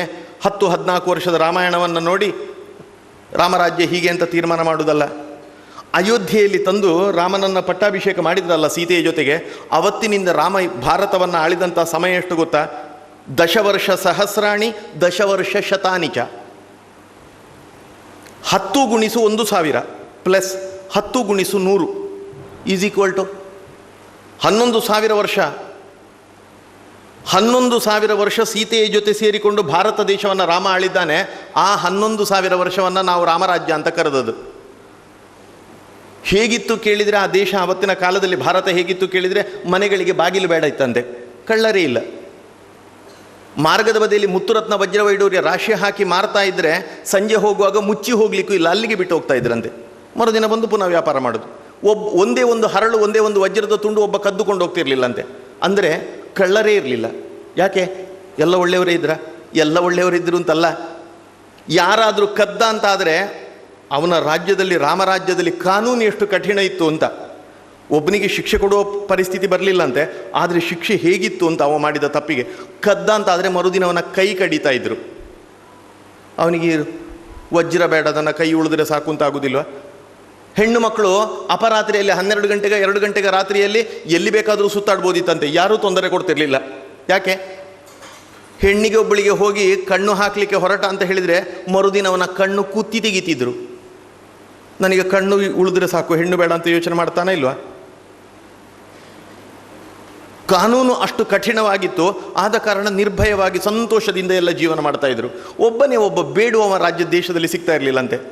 ಯಾಕಂದರೆ ಜೀವನಕ್ಕೆ ಬೇಕಾದ್ದನ್ನೆಲ್ಲ ರಾಮ ರಾಜ್ಯ ಬೇಕಾದಂಥ ವ್ಯವಸ್ಥೆ ಮಾಡಿದ್ದ. ಅದು ರಾಮರಾಜ್ಯ. ಹೇಗೆ ರಾಜ್ಯಭಾರ ಮಾಡಬೇಕು ಅಂತ ಹೇಳಿ ಆ 11,000 ವರ್ಷ ರಾಮ ಆಳಿದ ಅಲ್ಲ ಭಾರತವನ್ನು, ಅದು ರಾಮರಾಜ್ಯ. ಅದು ಮತ್ತೆ ನಮ್ಮ ದೇಶದಲ್ಲಿ ಬರಬೇಕು ಅಂತ ಅಪೇಕ್ಷೆ ಪಟ್ಟಿದ್ದೆವು. ಹೇಗಾಯಿತು ಅಂತ ನಮ್ಮ ದೇಶದಲ್ಲಿ ಕಾಣಲಿಕ್ಕೆ ಆಗಲಿಲ್ಲ ಅದನ್ನು. ಆದರೆ ನನಗನ್ನಿಸ್ತದೆ, ನನ್ನ ವೈಯಕ್ತಿಕ ಅಭಿಪ್ರಾಯ, ನಿಮಗೆ ಹೌದು ಅನ್ನಿಸ್ತದೆ ಏನೋ ನಂಗೆ ಗೊತ್ತಿಲ್ಲ, ಅಂತೂ ನನಗನ್ನಿಸುವ ಪ್ರಕಾರ ಹೌದು. ಅದು ಮತ್ತೆ ರಾಮರಾಜ್ಯದ ಕನಸು ನಮ್ಮ ದೇಶದಲ್ಲಿ ಸಾಕಾರ ಆಗ್ತಾ ಇದೆ. ರಾಮರಾಜ್ಯ, ರಾಮ ಸಿಂಹಾಸನದಲ್ಲಿ ಕೂತು ಆಳ್ವಿಕೆ ಮಾಡಲಿಕ್ಕೆ ಆರಂಭ ಮಾಡಿದಾಗ ಆರಂಭ ಆದ್ದಲ್ಲ ಅಂತ. ರಾಮ ಕಾಡಿಗೆ ಹೋದಲ್ಲ, ಪಾಪ ಭರತನಿಗೆ ಗೊತ್ತಿಲ್ಲ, ಅವನಿಗೆ ಅವತ್ತು ಇರಲಿಲ್ಲ ಅಯೋಧ್ಯೆಯಲ್ಲಿ. ಅವ ಬಂದ ನಂತರ ಗೊತ್ತಾಯಿತು, ನನ್ನ ಅಮ್ಮ ಇಂಥ ಅಪೇಕ್ಷೆ ಪಟ್ಟಿದ್ಲು, ರಾಜ್ಯವನ್ನು ಬೇಕು ಅಂತ ಹೇಳಿದ್ಲು, ಭರತ ಪಟ್ಟಾಭಿಷೇಕ ಆಗಬೇಕು ಅಂತ ಕೇಳಿಕೊಂಡ್ಲು. ರಾಮ ಅದಕ್ಕೋಸ್ಕರ ಎಲ್ಲವನ್ನು ಬಿಟ್ಟು ಕಾಡಿಗೆ ಹೋಗಿದ್ದಾನೆ. ರಾಮನಿಲ್ಲದೆ ನಾನಿಲ್ಲ ಅಂತ ಹೇಳಿ ಅವ ರಾಜಪೋಷಾಕ ಎಲ್ಲ ತೆಗೆದುಹಾಕಿ ಜಟಾವಲ್ಕಲಧಾರಿಯಾಗಿ ರಾಮ ಹೇಗೆ ಹೋಗಿದ್ನ ಅದೇ ರೀತಿ ಭರತ ಓಡಿಕೊಂಡು ಕಾಡಿಗೆ ಹೋಗ್ತಾನೆ, ಎಲ್ಲರನ್ನ ಕಟ್ಟಿಕೊಂಡು. ಕಾಡಿಗೆ ಹೋಗಿ ಉಳಿದವರನ್ನೆಲ್ಲ ದೂರ ನಿಲ್ಲಿಸಿ, ಸೇನೆಯನ್ನು ಇವರು ಜೊತೆಗೆ ಬಂದವರನ್ನ ಊರಿನವ್ರನ್ನ ದೂರ ನಿಲ್ಲಿಸಿ, ಬರೇ ಭರತ ಮತ್ತು ಶತ್ರುಘ್ನ 2 ಜನ ಹೋಗ್ತಾರೆ ರಾಮನ ಹತ್ರ. ಹೋಗಿ ಕೇಳ್ತಾನೆ, ರಾಜ್ಯ ಯಾಕಣ್ಣ ಹೀಗೆ ಮಾಡಿದಿ? ಒಂದು ನಾನು ನಿನ್ನ ಜೊತೆಗೆ ಬರ್ತೇನೆ, ನೀನು ಹೋಗುದು ಅಂತಾದರೆ. ರಾಮ ಹೇಳ್ತಾನೆ, ಇಲ್ಲಪ್ಪ, ಅದು ದೈವಚಿತ್ತ, ಏನು ಮಾಡಲಿಕ್ಕಿಲ್ಲ, ನೀನು ನಮ್ಮ ದೇಶವನ್ನು ಭಾರತವನ್ನು ನೀನು ಆಳಬೇಕು. ನೀನು ಹೇಗೆ ರಾಜ್ಯಭಾರ ಮಾಡಬೇಕು ಅಂತ ಹೇಳಿ ಭರತನಿಗೆ ರಾಮ ಉಪದೇಶ ಮಾಡ್ತಾನೆ ಅಲ್ಲಿ. ಅದು ಒಂದು ರಾಜ್ಯ ದೇಶ ಹೇಗಿರಬೇಕು ಅನ್ನೋದನ್ನು ಮೊದಲು ಇಷ್ಟು ಚೆನ್ನಾಗಿ ಉಪದೇಶ ಮಾಡಿದವ ರಾಮನೇ, ಬೇರೆ ಯಾರೂ ಇಲ್ಲ. ನನಗನ್ನಿಸೋದು ಇವತ್ತಿನ ನಮ್ಮ ದೇಶವನ್ನು ಆಳ್ತಾರಲ್ಲ ಅವರಿಗೆಲ್ಲ ಮೊದಲು ರಾಮಾಯಣದಲ್ಲಿ ಬರುವ ಈ ಭಾಗ ಇದೆಯಲ್ಲ, ಭರತನಿಗೆ ಪಾದುಕೆ ತಗೊಂಡು ಹೋಗ್ಲಿಕ್ಕೆ ಅಂತ ಕಾಡಿಗೆ ಬಂದಲ್ಲ, ಅವನು ಪಾದುಕೆ ತಗೊಂಡು ಹೋಗ್ಲಿಕ್ಕೆ ಅಂತ ಬಂದದಲ್ಲ, ಮತ್ತು ಅಲ್ಲಿ ಕೊನೆಗೆ ಬೇರೆ ದಾರಿ ಇಲ್ಲದೆ ರಾಮ ಬರುವುದಿಲ್ಲ ಅಂತಾದಾಗ ನಿನ್ನ ಪಾದುಕೆ ಆದರೂ ಕೊಡು ಅಂತ ಹೇಳಿ ಪಾದುಕೆಯನ್ನು ತಲೆಯಲ್ಲಿ ಇಟ್ಟುಕೊಂಡು ಹೋಗಿ ಸಿಂಹಾಸನದಲ್ಲಿಟ್ಟು ದೇಶವನ್ನು ನಡೆಸಿದವ ಭರತ. ಭರತನಿಗೆ ರಾಜ್ಯವನ್ನು ದೇಶವನ್ನು ಹೇಗೆ ಆಳಬೇಕು ಅಂತ ರಾಮ ಉಪದೇಶ ಮಾಡ್ತಾನೆ. ವಾಲ್ಮೀಕಿ ರಾಮಾಯಣದಲ್ಲಿ ಬರ್ತದೆ, ಅದು ಒಂದು 10-50 ಶ್ಲೋಕಗಳಿರ್ಬೋದು. ಇವತ್ತಿನ ರಾಜಕಾರಣಿಗಳಿಗೆಲ್ಲ ನಿಜವಾಗಿ ಅವರು ಗೆದ್ದು ಹೋದ ತಕ್ಷಣ ಅವರಿಗೆ ಭರತನಿಗೆ ಮಾಡಿದ ಉಪದೇಶವನ್ನು ಪಾಠ ಮಾಡಿದರೆ ನಮ್ಮ ದೇಶ ಸ್ವಲ್ಪ ಅವರಿಗೆ ಗೊತ್ತಾದೀತ ಏನೋ ದೇಶ ಹೇಗೆ ನಡೆಸಬೇಕು ಅಂತ. ಅಲ್ಲಿ ಇದೆ ದೇಶವನ್ನು ನಡೆಸುವುದು ಹೇಗೆ ಅಂತ. ಬೇರೆ ಎಲ್ಲಿಯೂ ಆ ರೀತಿಯ ಪಾಠ ಸಿಗಲಿಕ್ಕೆ ಸಾಧ್ಯವೇ ಇಲ್ಲ. ಅವತ್ತಿನಿಂದ ಪಾದುಕೆಯನ್ನು ಕೊಂಡೋಗಿ ಸಿಂಹಾಸನದ ಮೇಲೆ ಇಟ್ಟು ಅವ ನಮ್ಮ ದೇಶವನ್ನು ಭಾರತವನ್ನು ಆಳಿದಲ್ಲ, ಆಗ ರಾಮರಾಜ್ಯ ಆರಂಭ ಆಯಿತು ಅಂತ. ರಾಮ ಏನೆಲ್ಲ ಹೇಳಿದ್ನ ಅದೆಲ್ಲವನ್ನ ಕೂಡ 1 ದಶಕಗಳಿಗಿಂತ ಮೇಲೆ ನಮ್ಮ ದೇಶದಲ್ಲಿ ಕಾಣುವ ಹಾಗಾಯಿತು. ಆ ನಂತರ ರಾಮ ಬಂದದ್ದು ದಶಕಂಠನ ಸಂಹಾರ ಆಗಿ ಮತ್ತೆ ಇವರಿಗೆ ಸಿಂಹಾಸನದಲ್ಲಿ ಕೂತದ್ದು. ರಾಮ ಸೀತೆ ಸಿಂಹಾಸನದಲ್ಲಿ ಕೂತು 11,000 ವರ್ಷ ಭಾರತವನ್ನು ಆಳಲಿಕ್ಕೆ 1 ದಶಕಗಳಿಗಿಂತ ಹೆಚ್ಚು ವರ್ಷಗಳ ಕಾಲ ರಾಮರಾಜ್ಯ ಆಗಲೇ ಆಗಿತ್ತು ಅಂತ. ನನಗನ್ನಿಸುವುದು ಇವತ್ತಿನ ದಿನ ನೋಡಿದರೆ ಅಯೋಧ್ಯೆಯಲ್ಲಿ ಅಂತಹ ರಾಮ ಹುಟ್ಟಿದಂತಹ ರಾಮನ ಪಾದಧೂಳಿ ಅಲ್ಲೆಲ್ಲ ತುಂಬಿರುವಂಥದ್ದು, ಅಂತಹ ಮಣ್ಣು ಅಯೋಧ್ಯೆಯದು. ಅಂತಹ ಅಯೋಧ್ಯೆಯಲ್ಲಿ ರಾಮ ಮಂದಿರದ ಒಂದು ಭವ್ಯವಾದ ನಿರ್ಮಾಣ ಆಗಿದೆ. ಇಡೀ ದೇಶ, ಇಡೀ ಜಗತ್ತು ಹೆಮ್ಮೆ ಪಡುವಂಥದ್ದು. ಯಾವಾಗ ರಾಮ ಮಂದಿರ ಆಯಿತೋ ಅವತ್ತಿನಿಂದ ರಾಮರಾಜ್ಯ ಅಲ್ಲ, 1 ದಶಕಗಳ ಹಿಂದೆಯೇ ರಾಮರಾಜ್ಯ ಆರಂಭ ಆಗಿದೆ ಅಂತ ನಮಗೆ ಗೊತ್ತಾಗಬೇಕಲ್ಲ. ಅವತ್ತು ರಾಮನ ಕಾಲದಲ್ಲಿ ಏನು ನಡೆದಿತ್ತೋ ಅದನ್ನು ಮತ್ತೆ ನಮ್ಮ ದೇಶದಲ್ಲಿ ಕಾಣುವ ಹಾಗಾಗಲಿಲ್ಲ. ಕಳೆದ 1 ದಶಕಗಳಲ್ಲಿ ನಡೀತಾ ಇದೆ. ಯಾರು ಗಮನಿಸಿದ್ದೀರಾ ಇಲ್ವೋ? ಸಾತ್ವಿಕವಾಗಿ ಯಾರು ಜೀವನ ಮಾಡ್ತಾರೋ ಅವರಿಗೆ ಬದುಕಲಿಕ್ಕೆ ಬಿಡುವುದಿಲ್ಲ ಅಂತಾದಾಗ ರಾಮ ವಿಶ್ವಾಮಿತ್ರರ ಗುರುಗಳ ಜೊತೆಗೆ ಕಾಡಿಗೆ ಹೋಗ್ತಾನೆ. ಯಾರು ತೊಂದರೆ ಕೊಡ್ತಾ ಇದ್ರ ಯಜ್ಞಯಾಗಾದಿಗಳನ್ನು ಮಾಡಲಿಕ್ಕೆ, ಮಾರೀಚನ ಸುಬಾಹು ಯಾರೇ ಆಗಲಿ, ಆ ರಾಕ್ಷಸರು ಇಲ್ಲಿ ಬಂದಾಗ ಅವರನ್ನು ಹೊಡೆದದ್ದಲ್ಲ ಅಂತ. ನಮ್ಮ ದೇಶ ರಾಮರಾಜ್ಯ ಆಗ್ತಾ ಇದೆ ಅನ್ನೋದಕ್ಕೆ ನಾನು ನಿಮಗೆ ಹೇಳ್ತಾ ಇರುವಂಥದ್ದು, ನೆನಪಿಸ್ತಾ ಇರುವಂಥದ್ದು. ನಿಮಗೆ ಗೊತ್ತಿಲ್ಲದನ್ನೇ ಹೇಳೋದಲ್ಲ, ನಿಮಗೆ ಗೊತ್ತಿದ್ದದನ್ನು ನೆನಪಿಸುವುದಷ್ಟೇ. ವಿಶ್ವಾಮಿತ್ರರು ಬಂದು ಕರ್ಕೊಂಡು ಹೋಗ್ತಾರೆ. ರಾಕ್ಷಸರು ಇಲ್ಲಿ ಕಾಡಲ್ಲಿದ್ದರು, ಅಲ್ಲಿ ಹೋಗಿ ಆ ರಾಕ್ಷಸರನ್ನೆಲ್ಲ ಕೊಂದಾಕಿ ಬರ್ತಾನೆ. ಎಂಥ ದಾರಿಯೆಲ್ಲ ಇತ್ತು ಅಂತ. ಆ ತಾಟಕ್ಕಿಂತ ಒಬ್ಬಳದು ಸಂಹಾರ ಮಾಡಬೇಕಾದ್ರೆ ದೊಡ್ಡ ದೇಹ ತಾಟಕ್ಕೆ ಬಂದ್ಲು. ವಿಶ್ವಾಮಿತ್ರರು ಹೇಳ್ತಾರೆ, ಇವಳಿ ಬೇಡದ್ದೆಲ್ಲ ಮಾಡೋಳು, ಹೊಡಿಯವಳನ್ನು ಕೊಂದಾಕು. ಕಡ್ದದಲ್ಲಿ ಮೂಗು ತುಂಡು ಹೋಯಿತು. ಇವಳಿಗೆ ಸಹಿಸಿಕೊಳ್ಳಿಕ್ಕೆ ಆಗೋದಿಲ್ಲ. ಅವಳಿಗೆ ಗೊತ್ತಿರಲಿಲ್ಲ ಈ ಹುಡುಗರು ತಿನ್ನಲಿಕ್ಕೆ ಅಂತ ಬಂದದ್ದವಳು, ಚಂದ ಇದ್ದಾರೆ ತಿನ್ನುವ, ಇದು ಒಳ್ಳೆಯದಾದೀತು ಅಂತ. ಇಷ್ಟು ಜೋರಿದ್ದಾರೆ ಅಂತ ಗೊತ್ತಿಲ್ಲ, ನೋವು ಸಹಿಸಿಕೊಳ್ಳಿಕ್ಕಾಗಲಿಲ್ಲ, ಓಡಿದ್ದು ತಪ್ಪಿಸಿದ್ದು ತಾಟಕಿ ಹೋಗಿ ಒಂದು ದೊಡ್ಡ ಮರದ ಅಡ್ಡದಲ್ಲಿ ಆಚೆ ಬದಿಲಿ ಹೋಗಿ ನಿಲ್ತಾಳೆ. ವಿಶ್ವಾಮಿತ್ರರು ಹೇಳ್ತಾರೆ, ಕತ್ತಲೆ ಆದರೆ ಅವರಿಗೆ ಶಕ್ತಿ ಹೆಚ್ಚಾಗ್ತದೆ, ಈಗಲೇ ಹೊಡಿಯವರನ್ನ ಅಂತ. ಅಲ್ಲ, ರಾಮ ಹೇಳ್ತಾನೆ, ಅವಳು ಎಲ್ಲಿದ್ದಾಳೆ ಅಂತ ಕಾಣೋದಿಲ್ಲ, ಹೊಡಿಯುವುದು ಹೇಗೆ? ಹೇಳ್ತಾರೆ, ನಿಂಗೊಂದು ವಿದ್ಯೆ ಹೇಳಿಕೊಟ್ಟಿದ್ದೀನಲ್ಲಪ್ಪ, ಶಬ್ದವೇದಿ ಅಂತ. ಶಬ್ದ ಯಾವ ಕಡೆಯಿಂದ ಬರ್ತದೆ ಅಂತ ನೋಡಿಕೊಂಡು ಆ ಕಡೆಗೆ ಬಾಣ ಹೊಡಿ ಅಂತ. ರಾಮ ಕಣ್ಣು ಮುಚ್ಚಿದ್ದಾನೆ, ಬಿಲ್ಲನ್ನು ಹೆದೆ ಏರಿಸಿದ ಬಾಣವನ್ನಿಟ್ಟು ಕಿವಿಗೆ ಉಸಿರಾಡುವ ಶಬ್ದ ಕೇಳ್ತದೆ. ಇವಳ ಮೂಗು ತುಂಡಾಗಿದೆ ಅಲ್ಲ, ಇವಳೊಂದು ಮರದ ಅಡ್ಡದಲ್ಲಿದ್ದಾಳೆ, ಸುಯಿ ಸುಯಿ ಅಂತ ಗಾಳಿ ತೆಗೆಯುವಂಥದ್ದು ಶಬ್ದ ಬರ್ತದೆ. ಆ ಶಬ್ದ ಎಲ್ಲಿಂದ ಬಂತು ಅಂತ ರಾಮ ನೋಡಿದ. ಆ ಶಬ್ದ ಬಂದ ದಿಕ್ಕಿಗೆ ಹೆದೆ ಏರಿಸಿ ಬಾಣ ಬಿಟ್ಟ. ಎಂಥ ದೊಡ್ಡ ಮರ, ಅದರ ಆಚೆ ಬದಿಯಲ್ಲಿದ್ದಾಳೆ, ಇವನು ಎದುರು ಸಿಗುವುದಿಲ್ಲ, ಕಾಣುವುದಿಲ್ಲ ಇವನಿಗೆ. ಅದು ಎಂಥ ಸ್ಪಿನ್ ಬೌಲಿಂಗ್ ಮಾಡಿದಾಗೆ ಮಾಡಿದಾನೋ ಗೊತ್ತಿಲ್ಲ. ಆ ಬಾಣ ಹೀಗೆ ತಿರುಗಿ ತಿರುಗಿ ಹೋಗಿ ಅವಳು ಎಲ್ಲಿದ್ದ ಮರದ ಆಚೆ ಬದಿಯಿಂದ ಹೋಗಿ ಅವಳ ಎದೆಗೆ ಹೊಕ್ಕಿದೆ. ಎದೆ ಬಗ್ದು ಕೆಳಗೆ ಬಿದ್ದು ಸತ್ತಿದ್ದಾಳೆ. ಅಂತಹ ವಿದ್ಯೆ ಇತ್ತು ಅಂತ. ಅದನ್ನು ಮತ್ತೆ ನಮ್ಮ ದೇಶದಲ್ಲಿ ನಾವು ನೋಡಲಿಲ್ಲ ಅಂತ. ಆದರೆ ನಂಗೆ ಅನ್ನಿಸೋದು, ಕಳೆದ 10 ವರ್ಷದಲ್ಲಿ ಗಮನಿಸಿದ್ದೀರಾ, ಅದು ಬಾಂಬೆಯಲ್ಲಿ ದಾಳಿ ಮಾಡಿದ್ದಿರ್ಬೋದು, ಎಷ್ಟೋ ಜನರನ್ನು ಕೊಂದು ಹಾಕಿದಿರ್ಬೋದು, ನಮ್ಮವರನ್ನು ಬೇಡದ ಭಯೋತ್ಪಾದನಾ ಕೃತ್ಯ ನಮ್ಮ ದೇಶದಲ್ಲಿ ಮಾಡಿದವರು ಇರ್ಬೋದು. ಇವರೆಲ್ಲರೂ ಕೂಡ ಎಲ್ಲೇ ಹೋಗಿ ಅವರವರ ದೇಶದಲ್ಲಿ, ಫಾರಿನಲ್ಲಿ ಹೋಗಿ ಆರಾಮದಲ್ಲಿ ಸೇಫ್ ಆಗಿ ಕೂತಿದ್ರು. ವಿದೇಶದಲ್ಲಿ ನಾವೆಲ್ಲ ಆರಾಮದಲ್ಲಿ ಇರ್ತೇವೆ, ಏನು ತೊಂದರೆ ಇಲ್ಲ, ಭಾರತದವರಿಗೆ ಏನು ಮಾಡಲಿಕ್ಕೆ ಆಗೋದಿಲ್ಲ ಅಂತ. ಕಳೆದ 10 ವರ್ಷದಲ್ಲಿ ಮೋಸ್ಟ್ ವಾಂಟೆಡ್ ಕ್ರಿಮಿನಲ್ಸ್ ಅಂತ ಹೇಳಿ ಭಾರತದವರು ಯಾರಿದ್ದಾರ, ಅವರು ಎಲ್ಲೆಲ್ಲಿ ಇದ್ರೋ, ಯಾವ ದೇಶದಲ್ಲಿದ್ದರೋ ಒಬ್ಬೊಬ್ಬರೇ ಬೀದಿ ಹೆಣ ಆಗ್ತಾ ಹೋದರು. ಯಾರೋ ಬಂದು ನಡ್ಕೊಂಡು ಹೋಗ್ತಾ ಇದ್ದ, ಅದು ಏನಾಯ್ತೋ ಗೊತ್ತಿಲ್ಲ, 2 ಹುಡುಗರು ಬೈಕಲ್ಲಿ ಬಂದರು, ಶೂಟ್ ಮಾಡಿದ್ರು, ಅವ ಸತ್ತೋದ. ಒಬ್ಬನಿಗೆ ಅವ ತಿಂದದ್ದು ಆಹಾರ ಭಾರಿ ದೊಡ್ಡ ವ್ಯವಸ್ಥೆ. ಊಟ ಮಾಡಲಿಕ್ಕೆ ಮೊದಲು ಅಂತಹ ದೊಡ್ಡ ಭಯೋತ್ಪಾದಕ, ಕೋಟ್ಯಾಧಿಪತಿ, ಬೇಕಾದಷ್ಟು ಸಂಪತ್ತಿತ್ತು, ಆರಾಮದಲ್ಲಿ ಫಾರಿನಲ್ಲಿ ಜೀವನ ಮಾಡ್ತಾ ಇದ್ದ, ಭಾರತದಲ್ಲಿ ಬೇಡದ್ದನ್ನೆಲ್ಲ ಮಾಡಿ. ಅವನಿಗೆ ಊಟ ಮಾಡಲಿಕ್ಕೆ ಮೊದಲು ಆ ಊಟವನ್ನು ಇನ್ನೊಬ್ಬರು ತಿಂದು ಪರೀಕ್ಷೆ ಮಾಡ್ತಾಯಿದ್ರು, ಅದಕ್ಕೆ ವಿಷ ಹಾಕಿದ್ದಾರೆ ಅಂತ ಡಾಕ್ಟರ್ಸ್ ಎಲ್ಲ ನೋಡ್ತಾ ಇದ್ದಾರೆ ಟೆಸ್ಟ್ ಮಾಡಿ. ಏನಾಯ್ತೋ ಗೊತ್ತಿಲ್ಲ, ಒಂದು ದಿನ ಅವನಿಗೆ ಫುಡ್ ಪಾಯ್ಸನ್ ಆಯ್ತಂತೆ. ಕೇಳಿದ್ದೀರಾ ಇದನ್ನು? ಟಿ ವಿಯಲ್ಲಿ ಪೇಪರಲ್ಲಿ ಓದಿ. ಅವನಿಗೆ ಫುಡ್ ಪಾಯ್ಸನ್ ಆಯ್ತಂತೆ, ಹೋದ ಆಸ್ಪತ್ರೆಗೆ. ಕೊನೆಗೆ ನೋಡಬೇಕಾದ್ರೆ ಅವ ಪಾಕಿಸ್ತಾನದಲ್ಲಿದ್ದಾನೆ ಅಂತ ಗೊತ್ತಾಯಿತು. ಈಗ ಇದ್ದಾನೋ ಸತ್ತಿದ್ದಾನೋ ಗೊತ್ತಿಲ್ಲ. ಅಂತೂ ಒಬ್ಬ ಗಡ್ಡ ತೆಗಿಲಿಕ್ಕೆ ಅಂತ ಬಾರ್ಬರ್ನ ಹತ್ರ ಹೋದಂತೆ. ಆ ಬಾರ್ಬರ್ನದ್ದು ಅದು ಎಂಥದ್ದು ಬಾಳು ಎಂತ ಕರಿತೇವಲ್ಲ, ಅದು ಎಂತ ಆಯ್ತು, ಇಲ್ಲಿ ತಾಗಿತ್ತಂತೆ. ಒಂದು ನರ ಕಟ್ಟಾಯಿತು, ಬುಳು ಬುಳು ಅಂತ ರಕ್ತ ಬರೋದು ನಿಲ್ಲಿಲ್ಲ, ಅವ ಸತ್ತೋದ. ಫಾರಿನಲ್ಲೆಲ್ಲ ಎಂಥ ವ್ಯವಸ್ಥೆ ಇದೆ ಅಂತ ಕೇಳಿದರೆ, ನೀವು ಒಂದು ಗಾಡಿಯಲ್ಲಿ ಹೋಗಬೇಕಾದ್ರೆ 10 ಕಿಲೋಮೀಟರ್ ಸ್ಪೀಡ್ ಎಕ್ಸ್ಟ್ರಾ ಸ್ಪೀಡಲ್ಲಿ ಹೆಚ್ಚಲ್ಲಿ ಹೋದರೆ ನೀವು ಕೂಡಲೇ ನೀವು ಯಾರು ಅಂತ ಗೊತ್ತಾಗ್ತದೆ, ನಿಮ್ಮ ಗಾಡಿಯನ್ನು ಕಂಡು ಹಿಡಿತಾರೆ, ನಿಮಗೆ ಫೈನ್ ಆಗ್ತಾರೆ. ತಪ್ಪು ಮಾಡಿದರೆ ಕೂಡಲೇ ವ್ಯವಸ್ಥೆ ಹಿಡಿಲಿಕ್ಕಾಗ್ತದೆ. ಅದು CCTV ಇರ್ಬೋದು, ಇನ್ನೇ ಸ್ಪೈ ಸಿಸ್ಟಮ್ ಎಂಥದೇ ಇರ್ಬೋದು, ಎಲ್ಲರನ್ನ ಕಂಡು ಹಿಡಿಲಿಕ್ಕಾಗ್ತದೆ. ತಪ್ಪು ಮಾಡಿ ತಪ್ಪಿಸಿಕೊಳ್ಳುವಾಗಿಲ್ಲ. ಆದರೆ ಆ ಶೂಟ್ ಮಾಡಿದ 2 ಜನ ಹುಡುಗರು ಯಾರು ಅಂತ ಇವತ್ತಿಗೂ ಅವರಿಗೆ ಕಂಡು ಹಿಡಿಲಿಕ್ಕಾಗಲಿಲ್ಲ. ಅವೊಬ್ಬ ಆಸ್ಪತ್ರೆಯಲ್ಲಿ ಹೋಗಿ ಮಲಗಿದ್ದಾಗ, ಹುಷಾರಿಲ್ಲ ಅಂತ ಭಯೋತ್ಪಾದಕ ಮಲಗಿದ್ದಾಗ, ಅವನಿಗೇನೋ ಇಂಜೆಕ್ಷನ್ ಕೊಟ್ಲಂತೆ ನರ್ಸು, ಇಂಜೆಕ್ಷನ್ ಚೇಂಜ್ ಆಯ್ತಂತೆ, ಅವ ಸತ್ತೋದವ. ಯಾರು ಹೇಳಿಲ್ಲ, ನಾವು ಭಾರತೀಯರು ನಾವು ಕೊಂದದ್ದು ಅಂತ ನಾವೆಲ್ಲಿ ಹೇಳಲಿಲ್ಲ. ಅಂತೂ ಆ ಭಯೋತ್ಪಾದಕ ಸತ್ತೋದ.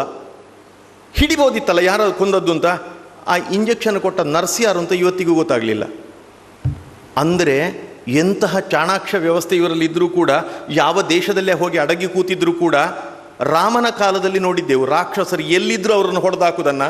ಆ ನಂತರ ಕಳೆದ 10 ವರ್ಷದಲ್ಲಿ ನೋಡಿದ್ದು ನಮ್ಮ ಭಾರತ ದೇಶದಲ್ಲಿ ಇದನ್ನೇ. ರಾಮರಾಜ್ಯದಲ್ಲಿ ಏನು ನಡೆದಿತ್ತೋ ಅಂತಹ 10, 20, 25 ಜನ ಭಯೋತ್ಪಾದಕರು, ಮೋಸ್ಟ್ ವಾಂಟೆಡ್ ಕ್ರಿಮಿನಲ್ಸು ಯಾವ ಯಾವ ದೇಶದಲ್ಲಿದ್ದರೂ ಅಲ್ಲೇ ಬೀದಿ ಹೆಣ ಆಗಿ ಹೋದರು. ಅಂದರೆ ಭಾರತ ಮತ್ತೆ ರಾಮರಾಜ್ಯ ಆಗ್ತಾ ಇದೆ ಅಂತ ಅರ್ಥ. ಇಲ್ಲಿ ಕೂತ್ಕೊಂಡು ಮಕ್ಕಳಿಗೆ ನಿಮಗೆ ಪಾಠ ಮಾಡುವಾಗ ನಾವು ಹೇಳೋದು, ನಮಸ್ತೆ ಶಾರದಾ ದೇವಿ ಕಾಶ್ಮೀರ ಪುರವಾಸಿನಿ ಹೇಳಿ ಮಕ್ಕಳೇ ಅಂತ. ಪಾಪ ಈ ಮಕ್ಕಳು ಹೇಳೋದು, ಎಲ್ಲಿ ಕಾಶ್ಮೀರ? ನಿಮಗೆ ಶಾಲೆಯಲ್ಲಿ ಪ್ರೈಮರಿಯಲ್ಲಿ ಹೈಸ್ಕೂಲಲ್ಲಿ ಪಾಠ ಮಾಡುವಾಗ ಮಾತ್ರ ಅದನ್ನು ಭಾರತವನ್ನು ಹೀಗೆ ತಲೆ ಸೇರಿಸಿ ಚಿತ್ರ ಮಾಡೋದು. ನೀವು ನಿಜವಾಗಿ ಹೇಗೆ ಮಾಡಬೇಕಿತ್ತು ಸದ್ಯದವರೆಗೆ? ಆ ತಲೆಯನ್ನು ಬಿಟ್ಟು ಭಾರತದ ಚಿತ್ರ ಮಾಡಬೇಕಿತ್ತು, ಗೊತ್ತಾ? ಇಡೀ ಭಾರತಕ್ಕೆ ಒಂದು ಕಾನೂನು ಬಂದರೆ ಅಲ್ಲಿಗಿಲ್ಲ ಅಂತ. ಈ ರೀತಿಯಾಗಿ ಭಾರತದ ತಲೆ ತುಂಡಾಗಿತ್ತು. ಕಾಶ್ಮೀರ ಇರಲಿಲ್ಲ ನಮ್ಮ ಕೈಯಲ್ಲಿ. ರಾತ್ರಿ ಬೆಳಗಾಗುವುದರ ಒಳಗೆ ಕಾಶ್ಮೀರ ಭಾರತಕ್ಕೆ ಸೇರಿತಲ್ಲ, ಈಗ ಭಾರತದ ಅಂಗವಾಗಿ ಉಂಟಲ್ಲ. ಏನು ಹೇಳ್ತಾ ಇದ್ರು ಇಡೀ ದೇಶದಲ್ಲಿ? ಕಾಶ್ಮೀರದ ವಿಷಯಕ್ಕೆ ಯಾರಾದರೂ ಹೋದ್ರಿ ಅಂತಾದರೆ 370 ಅಂತ ಒಂದು ವಿಧಿ ಇತ್ತು ಸಂವಿಧಾನದ್ದು. 370 ಎಲ್ಲ ಮುಟ್ಲಿಕ್ಕೆ ಹೋದರೆ ರಕ್ತದ ಓಕುಳಿ ಹರಿದು ಹೋದೀತು, ಹೆಣಗಳ ರಾಶಿ ಬಿದ್ದಿತ್ತು, ಜಾಗೃತೆ ಬೇಕು ಅಂತ. ಏನಾಯಿತು? ರಾಮನ ಕಾಲದಲ್ಲಿ ನೋಡಿದ್ದೇವಲ್ಲ, ಈ ಕಾಲದಲ್ಲಿ ಮತ್ತೆ ನೋಡುವ ಹಾಗಾಗಿದೆ. ರಾತ್ರಿ ಬೆಳಗಾಗುವುದರ ಒಳಗೆ ಕಾಶ್ಮೀರ ಭಾರತಕ್ಕೆ ಸೇರಿತು, ತುಂಡಾದ ಆ ಸರಸ್ವತಿಯ ತಾಯ್ನಾಡು ಇವತ್ತು ನಮ್ಮ ಕೈಯಲ್ಲಿದೆ, ಭಾರತದ ಭಾಗವಾಗಿಯೇ ಉಳಿಯಿತು. ಮತ್ತೆ ಇಡೀ ದೇಶದಲ್ಲಿ ಒಬ್ಬನ ಒಂದು ತೊಟ್ಟು ರಕ್ತ ಬೀಳಲಿಲ್ಲ. ಆ ರೀತಿಯಾಗಿ ಒಂದು ಬದಲಾವಣೆ ಬಂತಲ್ಲ, ರಾಮರಾಜ್ಯ ಆಗ್ತಾ ಇದೆ ಅಂತ ಅರ್ಥ ಅಲ್ವಾ?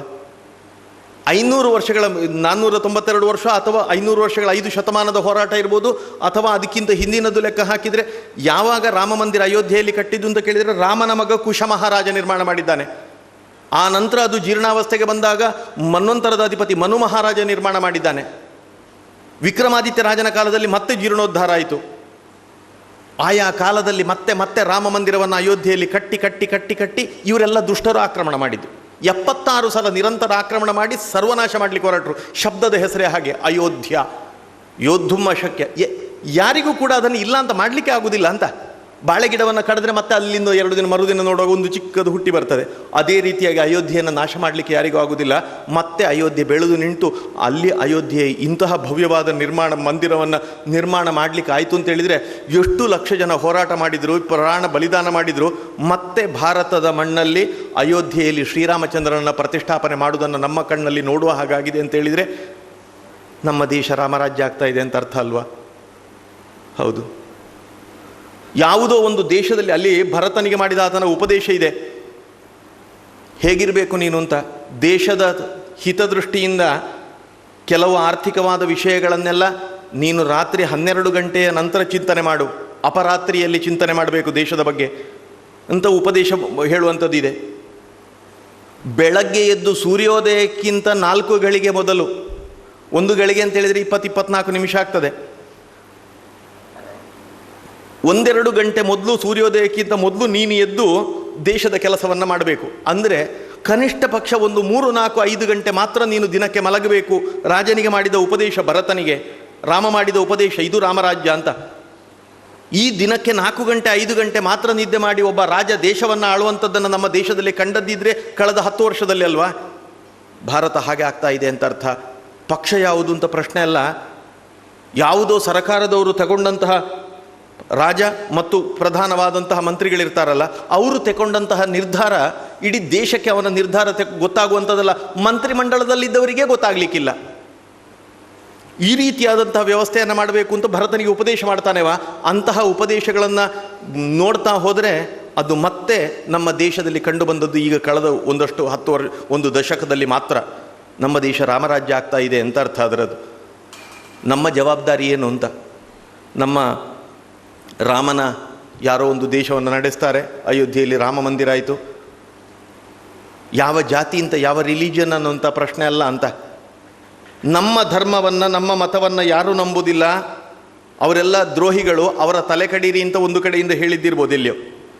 ಇನ್ನೊಂದು ಕಡೆಯಿಂದ ನಮ್ಮ ದೇಶದ ಪರಂಪರೆ ಏನು ಗೊತ್ತಾ? ಅವ ಹುಟ್ಟಿನಿಂದ ಯಾವುದೇ ಜಾತಿ ಆಗಲಿ ಅದನ್ನು ನೋಡಲಿಕ್ಕಿಲ್ಲ. ಅವ ಈ ದೇಶದಲ್ಲಿ ಭಾರತದ ಮಣ್ಣಲ್ಲಿ ಹುಟ್ಟಿದರೆ ಸಾಕು, ಅವ ಭಾರತೀಯವ. ಎಲ್ಲರೂ ಕೂಡ ಹುಟ್ಟಿನಿಂದ ಯಾವ ಜಾತಿ ಅಂತ ನೋಡಲಿಕ್ಕಿಲ್ಲ. ಎಲ್ಲ ಜಾತಿ, ಎಲ್ಲ ಮತ, ಎಲ್ಲ ಪಂಥದವರು ಕೂಡ ನಮ್ಮವರೇ. ಯಾವಾಗ ಕೇಳಿದರೆ ಅವರು ಈ ದೇಶವನ್ನು ಪ್ರೀತಿಸಬೇಕು, ಅಷ್ಟೇ ನಮ್ಮ ಹತ್ರ ಇರೋದು. ಉಳಿದವರಿಗೆ ದೇವರೇನು ದೇಶ ಏನು ಅಂತ ಗೊತ್ತಿಲ್ಲ ಅಂತ, ನಮ್ಮ ಭಾರತಕ್ಕೆ ಮಾತ್ರ ಗೊತ್ತಿರೋದು ಅಂತ. ಇಡೀ ಎಲ್ಲದರ ಒಳಗಡೆ ದೇವರಿದ್ದಾನೆ, ಇದು ನಾವು ಕಂಡುಕೊಂಡದ್ದು. ಓಮ್ನಿ ಪ್ರೆಸೆಂಟ್, ಓಮ್ನಿಶೆಂಟ್ ಶಬ್ದ ಎಲ್ಲ ಹೇಳ್ತೇವಲ್ಲ, ಸರ್ವಶಕ್ತ, ಸರ್ವಾತ್ಮಕ, ಸರ್ವವ್ಯಾಪಿ, ಎಲ್ಲದರ ಒಳಗೆ ದೇವರಿದ್ದಾನೆ. ದೇವರಿಗೆ ಏನು ಮಾಡಲಿಕ್ಕೂ ಶಕ್ತಿ ಇದೆ. ಇಷ್ಟು ಮಾತ್ರ ಅಲ್ಲ ಅಂತ ನಾವು ತಿಳ್ಕೊಂಡದ್ದು ಅಂತ. ಈ ಹೆಸರಲ್ಲಿ ಕರೆದದ್ದು ಮಾತ್ರ. ಎಲ್ಲವೂ ದೇವರೇ, ಈ ದೇಶವೇ ದೇವರು ಅನ್ನೋದು ಗೊತ್ತಿದ್ರೆ ಭಾರತೀಯರಿಗೆ ಮಾತ್ರ. ರಾಮ ತನ್ನ ಜೀವಿತದಲ್ಲಿ ಮಾಡಿ ತೋರಿಸಿದವ ಇದನ್ನು ಅಂತ. ಲಂಕೆಯಲ್ಲಿ ಮತ್ತೆ ಸ್ವರ್ಣ ಲಂಕೆಯನ್ನು ಬಿಟ್ಟು ಹೋಗುವುದು ಬೇಡ ಅಂತ ಲಕ್ಷ್ಮಣ ಹೇಳಿದ ಸಂದರ್ಭದಲ್ಲಿ ಇವ ಹೇಳಿದ್ದು ಒಂದೇ, ಜನನಿ ಜನ್ಮಭೂಮಿಶ್ಚ ಸ್ವರ್ಗಾದಪಿ ಗರಿಯಸಿ. ಜನ್ಮಭೂಮಿ ಇದೆಯಲ್ಲ, ಅದು ಸ್ವರ್ಗಕ್ಕಿಂತ ಶ್ರೇಷ್ಠ, ಅದೇ ದೇವರು. ರಾಮ ನನ್ನನ್ನು ಪೂಜೆ ಮಾಡಿ ಅಂತ ಹೇಳಲಿಲ್ಲ, ನನ್ನ ದೇಶವನ್ನು ಪೂಜೆ ಮಾಡಿ ಅಂತ ಹೇಳಿದರು. ನೀವು ದೇಶವನ್ನು ಪ್ರೀತಿಸ್ತೀರಿ ಅಂತಾದರೆ ಅದು ರಾಮನ ಪೂಜೆ ಅಂತ ಅರ್ಥ, ದೇವರ ಪೂಜೆ ಅಂತ. ಆತ್ಮಾನಂ ಮಾನುಷಂ ಮನ್ನಿ ಅಂತ ಅವ ಹೇಳಿದ್ದು. ನಾನು ಸಾಮಾನ್ಯ ನಿಮ್ಮ ಹಾಗೆ ಮನುಷ್ಯ, ನಾನು ದೇವರು ಅಂತ ಅವ ಹೇಳಿಕೊಳ್ಳಿಲ್ಲ. ಆದರೆ ಒಂದು ಪುರಾಣದಲ್ಲಿ, ವಿಷ್ಣು ಪುರಾಣದ ವಾಕ್ಯ ಅಂತ ಕಾಣುತ್ತದೆ, ಗಾಯಂತಿ ದೇವಾಹ ಕಿಲ ಗೀತಕಾನಿ ಧನ್ಯಾಸ್ತುತೆ ಭಾರತ ಭೂಮಿ ಭಾಗಿ. ಭಾರತದಲ್ಲಿ ಹುಟ್ಟಿದ ನೀವೆಲ್ಲ ಪುಣ್ಯ ಮಾಡಿರ್ತೀರಿ. ಯಾಕೆ ಕೇಳಿದರೆ ಆ ಶ್ಲೋಕದ ಕೊನೆಯ ವಾಕ್ಯ ಇದೆ, ಭವಂತಿ ಭೂಯಃ ಪುರುಷಾಹ ಸುರತ್ವಾತ್. ಒಂದು ದಿನ ಈ ಮಣ್ಣಲ್ಲಿ ಹುಟ್ಟಿದವ ನಾಳೆಯ ದಿನ ನಾವೇ ದೇವರಾಗ್ಬೋದು ಅಂತ. ನಾವು ಮಾಡಿದ ಒಂದೊಂದು ಪುಟ್ಟ ಪುಟ್ಟ ಒಳ್ಳೆತನ ಉಂಟಲ್ಲ, ಒಳ್ಳೆ ಕೆಲಸಗಳುಂಟಲ್ಲ, ನಮ್ಮನ್ನು ಇವತ್ತು ದೇವರ ಮಟ್ಟಕ್ಕೆ ನಮ್ಮನ್ನು ಏರಿಸಲಿಕ್ಕೆ ಸಾಧ್ಯ ಇದ್ದರೆ ಭಾರತದಲ್ಲಿ ಮಾತ್ರ. ಹೌದಾ ಅಲ್ವಾ? ಯೋಚನೆ ಮಾಡಿ ಮಕ್ಕಳೇ. ಯಾರೋ ಒಬ್ಬ ಇದ್ದ, ಕೆಳಗಿನ ಜಾತಿಯಲ್ಲಿ ಅಸ್ಪೃಶ್ಯನ ಅಂತ ಕರಿತಾ ಇದ್ರು. ಅಂಥವ ತಾನು ಮಾಡಿದ ಒಳ್ಳೆ ಕೆಲಸದಿಂದಾಗಿ ಇವತ್ತು ದೇವರಾಗಿದ್ದಾನೆ. ಎಲ್ಲ ಕಾರಲ್ಲಿ ನಾನು ನೋಡುವಾಗ ಹಿಂಬದಿಯಲ್ಲಿ ಸ್ವಾಮಿ ಕೊರಗಜ್ಜ ಬರೆದುಂಟು. ದೇವರ? ನಮ್ಮ ಹಾಗೆ ಒಬ್ಬ ವ್ಯಕ್ತಿ ಅಲ್ವ ಹಿಂದಿನ ಅವತ್ತಿನ ಕಾಲದಲ್ಲಿ, ಇವತ್ತು ದೇವರಾಗಿದ್ದಾನೆ ಕೊರಗಜ್ಜ ಅಂದರೆ. ಬಿರುವೇರು ಈರುವೇರು ಕೇಳಿದಿರಿ? ಕೋಟಿ ಚೆನ್ನಯರು ನಮ್ಮ ಹಾಗೆ ಸಾಮಾನ್ಯ ಮನುಷ್ಯರು, ಅವರು ಮಾಡಿದ ಒಳ್ಳೆ ಕೆಲಸದಿಂದಾಗಿ ಇವತ್ತು ಅವರಿಗೆ ಗರಡಿ ಕಟ್ಟಿ ಅವರನ್ನು ಆರಾಧನೆ ಮಾಡ್ತಾ ಇದ್ದೇವೆ. ಕೋಟಿ ಚೆನ್ನಯರಾದರು. ಕಲ್ಕೂಡ ಕಲ್ಲುರುಟಿ ಅಂದರೆ ಏನು? ನಮ್ಮಂಥವರೇ ಸಾಮಾನ್ಯರು, ಅವರು ಮಾಡಿದ ಒಳ್ಳೆ ಕೆಲಸದಿಂದಾಗಿ ಇವತ್ತು ದೇವತ್ವಕ್ಕೆ ಏರಿದರು. ಒಬ್ಬ ಮನುಷ್ಯ ತನ್ನ ಜೀವಿತದ ನಂತರ ದೇವರಾಗಲಿಕ್ಕೆ ಸಾಧ್ಯ ಇದ್ದರೆ ಭಾರತದ ಮಣ್ಣಲ್ಲಿ ಮಾತ್ರ. ಈ ದೇಶವನ್ನೇ ದೇವರು ಅಂತ ಪ್ರೀತಿಸಬೇಕು, ಅದಕ್ಕಿಂತ ಮೇಲ್ಪಟ್ಟ ದೇವರ ಪೂಜೆಯೇ ಇಲ್ಲ. ರಾಮ ತನ್ನ ಜೀವನದಲ್ಲಿ ಇದನ್ನೇ ಮಾಡಿ ತೋರಿಸಿದವ. ರಾಮರಾಜ್ಯ ಅಂದರೆ ಏನು ಕೇಳಿದರೆ, ಈ ದೇಶದಲ್ಲಿ ಎಲ್ಲರಿಗೂ ವಾಸಿಸುವ ಅಧಿಕಾರ ಇದೆ, ನಾವು ಹೆಮ್ಮರವಾಗಿ ನಿಲ್ಲಬೇಕು. ಹಿಂದೂ ಅಂತ ಹೇಳಿದರೆ ಶಬ್ದದ ಅರ್ಥವೇ ಅದು ಅಂತ. ಆ ಸಿಂಧು ಪರ್ಯಂತ, ಇದು ಸಾವರ್ಕರ್ ಹೇಳಿದ ಮಾತು. ಆ ಸಿಂಧು ಅಂದರೆ ಸಮುದ್ರ, ಆ ಕಡೆ ಈ ಕಡೆ ಸಿಂಧು. ಆ ಸಿಂಧು ಪರ್ಯಂತ SAM ಜನ್ಮಭೂಮಿಕ. ಇದು ಯಾರು ಹುಟ್ಟಿದ, ಇದರ ಮಧ್ಯದಲ್ಲಿ ಹುಟ್ಟಿರಬೇಕು. ಉತ್ತರದಿಂದ ಹಿಮಾಲಯ, ದಕ್ಷಿಣದಿಂದ ಹಿಂದೂ ಮಹಾಸಾಗರ, ಇದರ ಮಧ್ಯದಲ್ಲಿರುವ ಭೂಪ್ರದೇಶಕ್ಕೆ ಭಾರತ ಅಂತ ಹೆಸರು. ಪಿತೃಭೂಹು ಪುಣ್ಯಭೂಶ್ಚೈವ ಸವೈ ಹಿಂದೂ ರೀತಿ ಸ್ಮೃತಃ. ಈ ದೇಶವನ್ನು ಅವ ಪ್ರೀತಿಸ್ತಾನೆ ಅಂತಾದರೆ ಅವನಿಗೆ ಹಿಂದೂ ಅಂತ ಹೆಸರು ಅಂತ. ನಾವು ಇವತ್ತು ತಪ್ಪಾಗಿ ಆ ಶಬ್ದವನ್ನು ಉಪಯೋಗ ಮಾಡ್ತಾ ಇದ್ದೇವೆ. ಇದು ಹಾಗಾದರೆ ಹಿಂದೂ ಹೇಳಿದರೆ ಕ್ರಿಶ್ಚಿಯನ್ರಿಗಿಲ್ವಾ, ಮುಸ್ಲಿಮರಿಗಿಲ್ವಾ, ಪಾರ್ಸಿಗಳಿಗಿಲ್ವಾ, ಸಿಖ್ಖರಿಗಿಲ್ವಾ, ಬೌದ್ಧರಿಗಿಲ್ವಾ? ನಾವು ತಿಳ್ಕೊಂಡದ್ದು ತಪ್ಪಾಗಿದೆ. ಇದು ನಮ್ಮ ಒಳಜಾತಿಗಳ ನಾವು ಹೆಸರನ್ನೆಲ್ಲ ಹೇಳ್ತಾ ಹೋಗೋದು ಇಲ್ಲ. ಈ ದೇಶವಾಸಿಗಳು ಎಲ್ಲರೂ ಕೂಡ ಹಿಂದೂಗಳೇ. ಇದು ಹಿಂದೂ ದೇಶ, ಇದು ಹಿಂದೂ ರಾಷ್ಟ್ರ, ಇದನ್ನೇ ಹೇಳಿರುವಂಥದ್ದು. ಹಿಂದೂ ರಾಷ್ಟ್ರ ಅಂದರೆ ಏನು ಕೇಳಿದರೆ, ಎಲ್ಲ ಹುಟ್ಟಿನಿಂದ ಜಾತಿಯನ್ನು ನೋಡದೆ ಎಲ್ಲರೂ ಕೂಡ ಪರಸ್ಪರ ಪ್ರೀತಿಸುವ ಹಾಗಾಗಬೇಕು. ಈ ಮಣ್ಣನ್ನು, ಈ ದೇಶವನ್ನು ಪ್ರೀತಿಸುವ ಹಾಗಾಗಬೇಕು. ಸಮ ಬಾಳ್ವೆ, ಎಲ್ಲರೂ ಒಟ್ಟು ಸೇರಿ ಬದುಕುವಂಥದ್ದು ಇದೆಯಲ್ಲ, ಈ ಕಲ್ಪನೆ ಕೊಟ್ಟದ್ದು ನಮ್ಮ ಭಾರತ ದೇಶ ಮಾತ್ರ. ಇದನ್ನು ತನ್ನ ಜೀವಿತದಲ್ಲಿ ಮಾಡಿ ತೋರಿಸಿದ ಪ್ರಭು ಶ್ರೀರಾಮಚಂದ್ರ ಆ 11,000 ವರ್ಷ ನಮ್ಮ ದೇಶವನ್ನು ಏನು ಆಳಿದ್ನ ಅದನ್ನು ರಾಮರಾಜ್ಯ ಅಂತ ಕರೆದದ್ದು. ಆ ರಾಮರಾಜ್ಯ ನನಗನ್ನಿಸುವ ಹಾಗೆ ನಾನೊಂದು 2-3 ಉದಾಹರಣೆ ಮಾತ್ರ ನಿಮಗೆ ಹೇಳಿದೆ. 100,000 ಉದಾಹರಣೆಗಳಿವೆ. ನಮ್ಮದೆಲ್ಲರದ್ದು ಒಂದು ನಮ್ಮ ದೇಶ ರಾಮರಾಜ್ಯ ಆಗ್ತಾ ಇದೆ, ನಮ್ಮದೆಲ್ಲ ಕರ್ತವ್ಯ ಇಲ್ವಾ? ಆ ಸೇತುವೆ ಕಟ್ಟಬೇಕು ಅಂತ ಹೊರಟಾಗ ಈ ಮಂಗಗಳೆಲ್ಲ ಸೇರಿ ದೊಡ್ಡ ದೊಡ್ಡ ಕಲ್ಲನ್ನು 10, 20, 50 ಜನ ಹೊತ್ತುಕೊಂಡು ತಂದ್ರಂತೆ. ಇಡುದು ಯಾರು ಸಮುದ್ರದಲ್ಲಿ? ಯಾರಿಗೂ ಗೊತ್ತಾಯಿತು, ಅವ ಲಂಕೆಗೆ ಹಾರಿದವ, ಅವನಿಗೆ ಶಕ್ತಿ ಉಂಟು, ಎಬ್ಬಿಸಿರಂತೆ. ಬಾಯಲ್ಲಿ ಇದನ್ನು ಕೊಂಡೋಗಿಡು ಹನುಮಂತನ ಹತ್ರ ಹೇಳಿದರು. ಹನುಮಂತ ಅವರು 10-15 ಜನ ತಂದ ಕಲ್ಲು ಒಬ್ಬನೇ ಕೊಂಡೋದು ಇಟ್ಟ. ದೊಡ್ಡ ಕಲ್ಲು ಇಟ್ಟ ಕೂಡಲೇ ನೀರಲ್ಲಿ ಮುಳುಗಿತು. ಅಲ್ಲಿ ಇಂಜಿನಿಯರ್ಸ್ ಎಲ್ಲ ಅಲ್ಲಿದ್ದರು, ಅಭಿಯಂತರಿಗಳು, ನಳ ನೀಲ ಎಲ್ಲ ಇದ್ದಾರಲ್ಲ, ಅವ್ರಿಗೆ ಇದೆಲ್ಲ ಹೇಗೆ ಮಾಡಬೇಕು ಅಂತ ಗೊತ್ತಿದೆ. ಅವರಿಗೆ ಎಟ್ಲಿಕ್ಕೆ ಆಗೋದಿಲ್ಲ ಅಷ್ಟೇ, ಮಾಡಿಸಲಿಕ್ಕೆ ಗೊತ್ತಿದೆ ಇಂಜಿನಿಯರ್ಸ್ ಅವರು. ಕಟ್ಟಿದ್ರು, ಸೇತುವೆಯನ್ನು ಕಟ್ಟಲಿಕ್ಕೆ ಹೇಳಿಕೊಟ್ರು. ಅವ ಜಾಂಬ ಅಂತ ಹೇಳ್ತಾನೆ, ಸ್ವಲ್ಪ ಪ್ರಾಯದವ. ಅವ ಹೇಳ್ತಾನಂತೆ, ನೀರಲ್ಲಿ ಮುಳುಗಿತಪ್ಪ ಕಲ್ಲು. ಎಂಥ ಹೆಡ್ಡ ಮಾರಾಯ, ಎಲ್ಲಿದ್ದಾನೆ ರಾಮ? ಸೇತುವೆ ಕಟ್ಟಲಿಕ್ಕೆ ಹೊರಟಿದ್ಯಲ್ಲ. ಎದೆ ಬಗ್ದರೆ ಒಳಗಡೆ ರಾಮ ಇದ್ದಾನೆ. ರಾಮ ನಿನ್ನೊಳಗಡೆ ಇದ್ದಾನಪ್ಪ, ಕಟ್ಟು ಸೇತುವೆ ಅಂತ ಹನುಮಂತನಿಗೆ ಅರ್ಥ ಆಯಿತು. ಆ ಕಲ್ಲನ್ನು ಎತ್ತಿಕೊಂಡ, ಅದರಲ್ಲಿ ರಾಮ ಅಂತ ಹೆಸರು ಬರೆದಂತೆ ಕೊಂಡೋಗಿ ಸಮುದ್ರದಲ್ಲಿ ಇಟ್ಟ. ಮುಳುಗಲಿಲ್ಲ, ತೇಲಿತು. ಈ ರೀತಿಯಾಗಿ ರಾಮ ರಾಮ ರಾಮ ರಾಮ ಶಬ್ದದ ಶಕ್ತಿ ಅದು ಅಂತ. ಹೀಗೆ ಒಂದೊಂದು ತಂದ ಕಲ್ಲುಗಳನ್ನೆಲ್ಲ ಪೇರಿಸಿ ಸಾಲು ಮಾಡಿ ಸೇತುವೆ ಮಾಡಿದರು ಲಂಕೆಯವರೆಗೆ.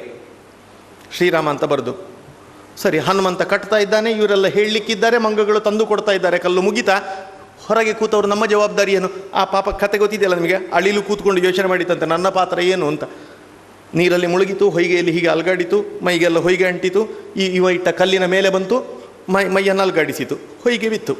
ಎಷ್ಟು ಸಲ ಈ ರೀತಿ ಹೋಗಿ ಹೊಯ್ಗೆಯನ್ನು ತಂದು ಈ ಅಳಿಲು ತಂದು ಹಾಕಿದೋ ಏನೋ. ಒಟ್ಟು ಹಾಕಿದರೆ ಎಷ್ಟು ಹಾಕಿರ್ಬೋದು? ಒಂದು ಕೈಯಲ್ಲಿ ಎಷ್ಟು ಬರ್ತದೆ ಅಷ್ಟು ಹೊಯ್ಗೆ ಹಾಕಿರ್ಬೋದು ಒಟ್ಟು. ಆ ಕಲ್ಲಿನ ಮಧ್ಯಕ್ಕೆ ಹೊಯ್ಗೆ ತಂದು ಹಾಕಿತ್ತು. ರಾಮನಿಗೆ ಸಂತೋಷ ಆಯ್ತಂತೆ, ನೇವರಿಸಿದಂತೆ. ಗೊತ್ತಿದೆಯಲ್ಲ, ಇವತ್ತಿಗೂ ಅಳಿಲ ಬೆನ್ನಲ್ಲಿ 3 ಗೆರೆ ಇದೆ. ಅದನ್ನು ಅಳಿಲ ಸೇವೆ ಅಂತ ಇವತ್ತಿಗೂ ನಾವು ಗುರುತಿಸ್ತೇವೆ. ನಮ್ಮ ಭಾರತ ದೇಶ ರಾಮರಾಜ್ಯ ಆಗ್ತಾ ಇದೆ, ಹೌದು.